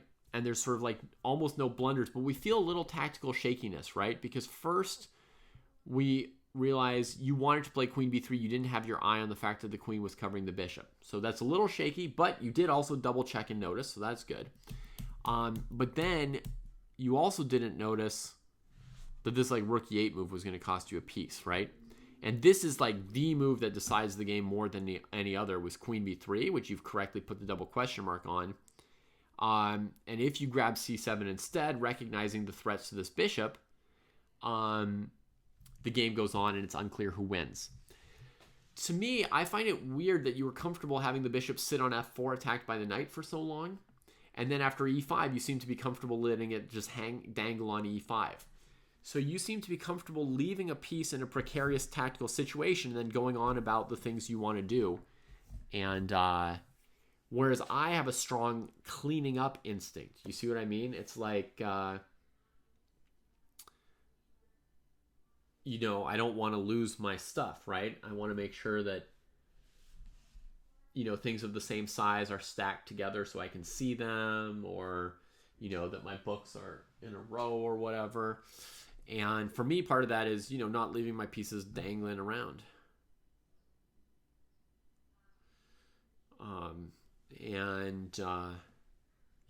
That I really see with the bishop on f4 and e5 this game. So I would guess that is something useful for you to be aware of in your sort of sense of your own strengths and weaknesses. And good luck, Nick. Enjoy the next cohort.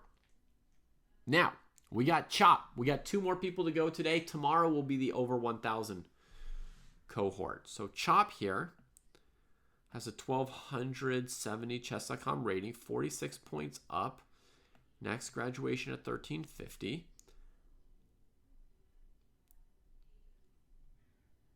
activity. Woo! A surge of activity. It says that they joined the dojo in July, but their heat map just heats up here in January. You know, looks like 3 weeks of heavy work from Chop. And if we look at the rating increase is also all just from January. Right? Like they started at 1226, they were 1237. You know, in mid-January they were 1200. And so all this improvement has happened in the last 2 weeks of January, and they've been working for the last 3 weeks of January and first week of February. All graduations are reviewed every week. Absolutely, Chess Pawn. Usually it's done by Jesse Kraai, but there's no particular reason that Kostya or I couldn't or shouldn't do this show. It's just something that Jesse has spearheaded and been a real marathon champion of doing. And now, Chess Pawn, we've got over 2,000 people in the training program, and an average week has something like 40 graduations. You know, you get that many people and enough of them are working hard at chess, you continually have graduations, right? Yeah, it's a huge project Jesse does, but it's important to celebrate when people, you know, when they graduate, when they improve, right? When they hit these milestones. We're not all about rating points in the dojo, right?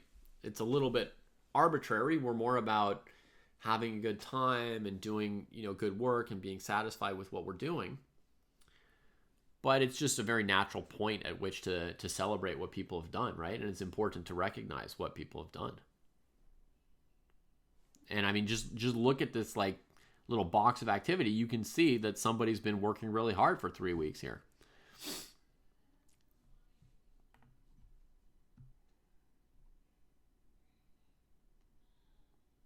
Yeah, of course, you're correct, Philala Jane. We should trade off more, you know? But to do that, we'd have to trade off on some other things more as well, right? Like, we have to mix around. It's natural for people to kind of fall into whatever their ruts are, right? Like, it's natural once you build a habit to just go with the habit. You know, somebody maybe starts doing good tactics training, but they stop doing their endgame training, and, you know, it's hard for them to rebalance it, right? And, you know, we get into the things that are most important to us, which is good in terms of how the dojo runs, right? That, like, we've always had the idea that Kostya should do the stuff that gets his blood pumping, and Jesse should do the stuff that he's, like, pumped about, and I should do the stuff that I want to do, right? But that should be for, like, the main task, for like, you know, the bulk of our time, but we should also do a little more trading off. I totally agree and ascribe to that. It's good to get some different takes here and there on different things. Okay, so Chop. If we click on the activity, wow, really, really divided. So we're getting up in the cohorts a little bit here, right? Now that we're at like a just about a 1,000 level, there is more work to be done on the middle games and the end games. Nice to see the opening is still just this tiny sliver, right? What was the one thing they did in the opening? Watch the opening principles video. That's it. Done. So now we'll see that the percentage of time playing and analyzing and then doing tactics is naturally going to start going down, and you have to do all kinds of work on your game, learn new ideas, and so forth. What does this person like to do outside of dojo? OTB games? Good. Chess club? Yes. Awesome. Some media, some blitz? Sure. Reasonable. Let's see if we've got some games here, Chop. Oh, we got a bunch of games. This one is from 2025. Actually, look at that. These games that are uploaded are all from January, right? Like you saw where all that like work comes in. And look at all those classical games getting played too. Yeah. My opponent blundered a piece early in the game. This gave me a clear advantage, but I still got stuck and couldn't improve my position or attacks properly.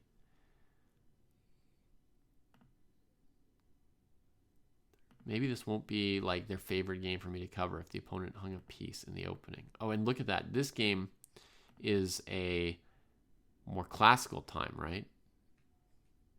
70 minutes. Total time used by white, 22 minutes.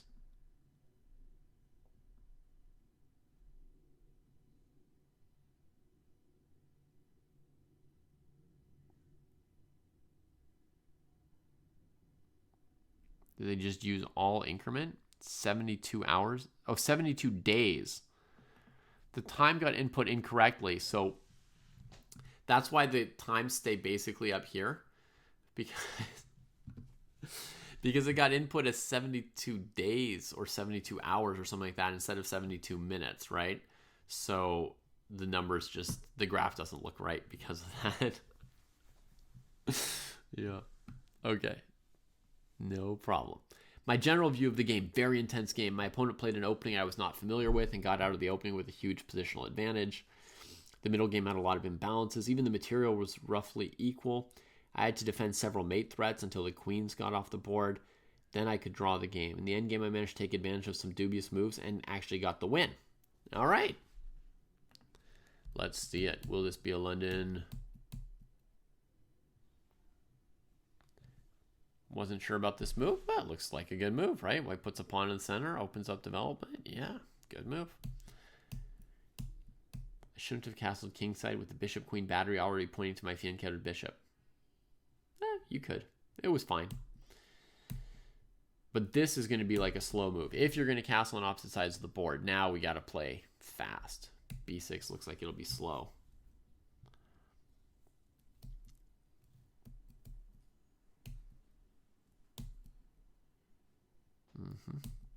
Kicks them out.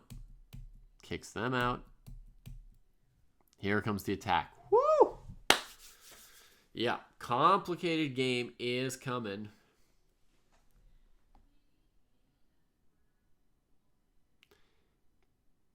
Vaguely speaking, Chop Chop, I feel like you really took a long time to place any pawn in the center, which would be like a more standard way to play. Here, without a real central situation, it's going to be actually harder to defend your king getting attacked. G4. Woo! They don't mention it, folks, but e6 was played because otherwise white was going to play the move knight d5 and win at least the h7 pawn, probably the king.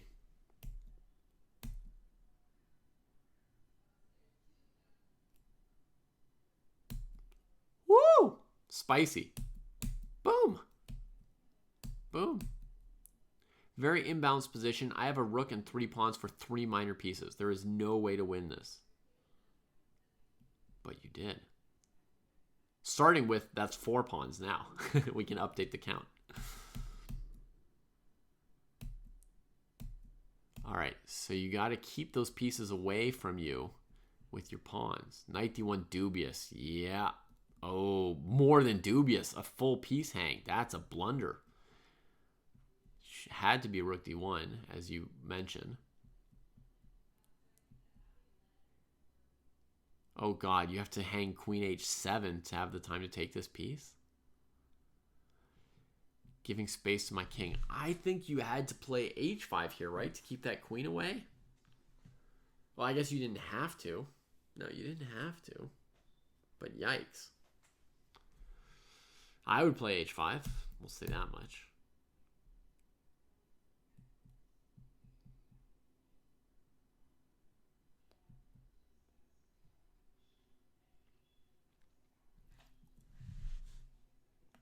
If rook f3, seemingly brilliant,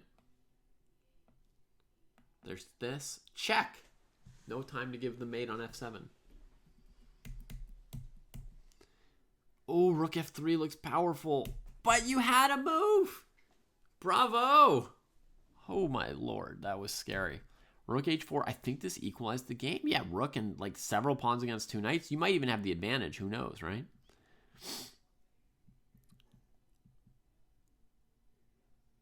Uh-oh. No, no, now it's not good. I'm going for a pawn and knight for my rook. Oh, you wanted to do that. Ay, ay, ay. Oh, because you're so passive, you can't do much else now that you're tied to this.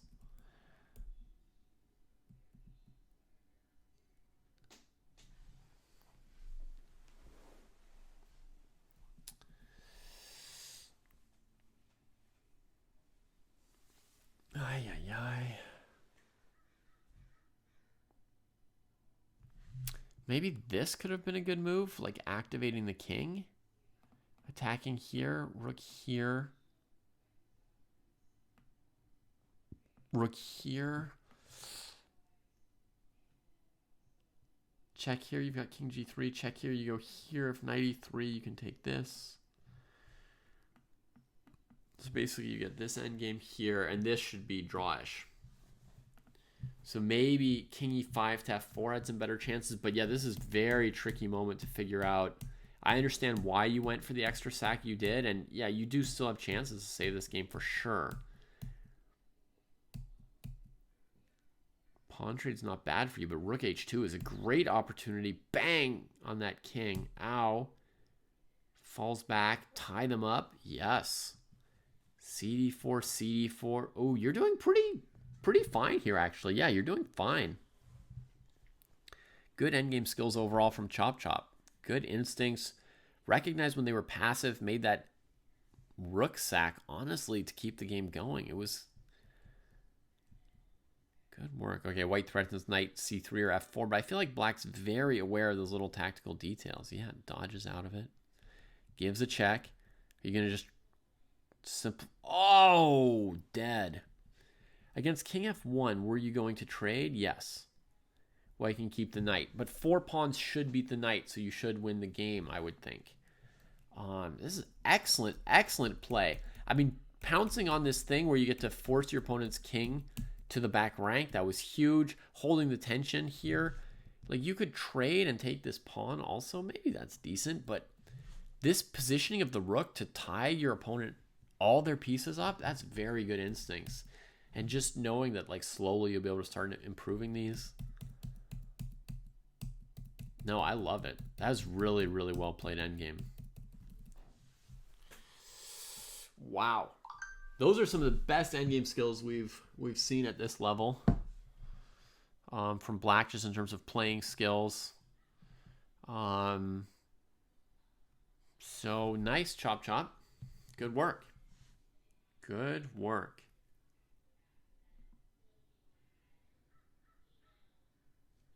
Good work. Keep it up. Okay, let's see. Do we have another one or not? I think we've got one more, right? Yeah. Oh, Narcissus. Really love the dojo approach to teaching. No shortcuts, no nonsense. Just solid fundamentals and a strong curriculum to scaffold development. Keep up the good work, Sensei. Thank you. We will. And it sounds like you will too, so let's do it together. Let's all keep it up. Oh, Narcissus. Joined in January and already going up one cohort, only needed 30 points. They started at 1240, 10 points away. So it's good. They put themselves in the right cohort and they went up. It looks like they don't yet log their work, which makes sense. They're new to using read logical chess move by move. The whole thing. Already read it and revisited it. Okay. So they'll just have to figure out their way around the dojo to get their progress going. But it sounds like they are, or not to get their progress going, just to get all the tools helping them. It sounds like they already are motivated and enthusiastic and excited and all that. So that's good. That's good. Looks promising for Onarsis. Congratulations on the graduation. And also, I just want to say for you, welcome to the dojo. We're glad to have you. If you've got any questions about how to use the training program, anyone here will be happy to help you. And let's see some of your games next time around on the next graduation, which is somewhere in your future. All right, everybody in chat, that is a wrap for today's graduations. Congratulations once again to all our graduates.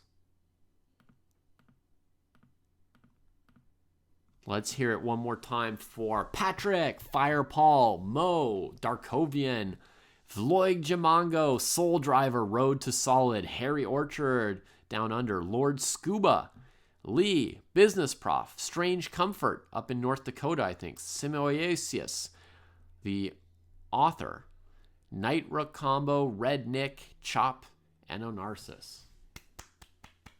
Bravo. Good work to all of you. We'll see many of you again soon. Especially a couple of you have already gained so many points. Some of the people in the 0 to 300 had already gained like 300-400 points. Graduate yourselves up again, please. And you're welcome. For those of you who enjoyed the show, glad to hear it. I want to make one little announcement before I go and finish my breakfast. Which is that on Friday, we have, let's just go here, go calendar. On Friday, we have the start of the Weissenhaus freestyle Grand Slam, right? So let's go dojo-wide event, 4 a.m. until something like 9 a.m. probably. Okay. We're going to repeat daily. Ends on the 14th. And it's going to be Weissenhaus Freestyle Grand Slam live coverage. How do we want to describe that? Live coverage of the Weissenhaus Fisher Random Super Tournament with Carlson, Naka. Should we put Gukesh first since he's world champion? Carlson, Naka, Abdusatorov. He's got 2 T's in his name. Abdusatorov. Etc. Add a location to it. Let's say it's going to be on Twitch, right? Say the party. Where the party at? Save it. Fill out my calendar, folks. Weissenhaus Freestyle. Let's go to the next week. Weissenhaus Freestyle. So you guys, you see what we're doing, right? We're going to be seeing the best players in the world of classical chess playing chess 960 against each other. They're probably the best players in the world at chess 960 as well. Aronian, I think, is playing.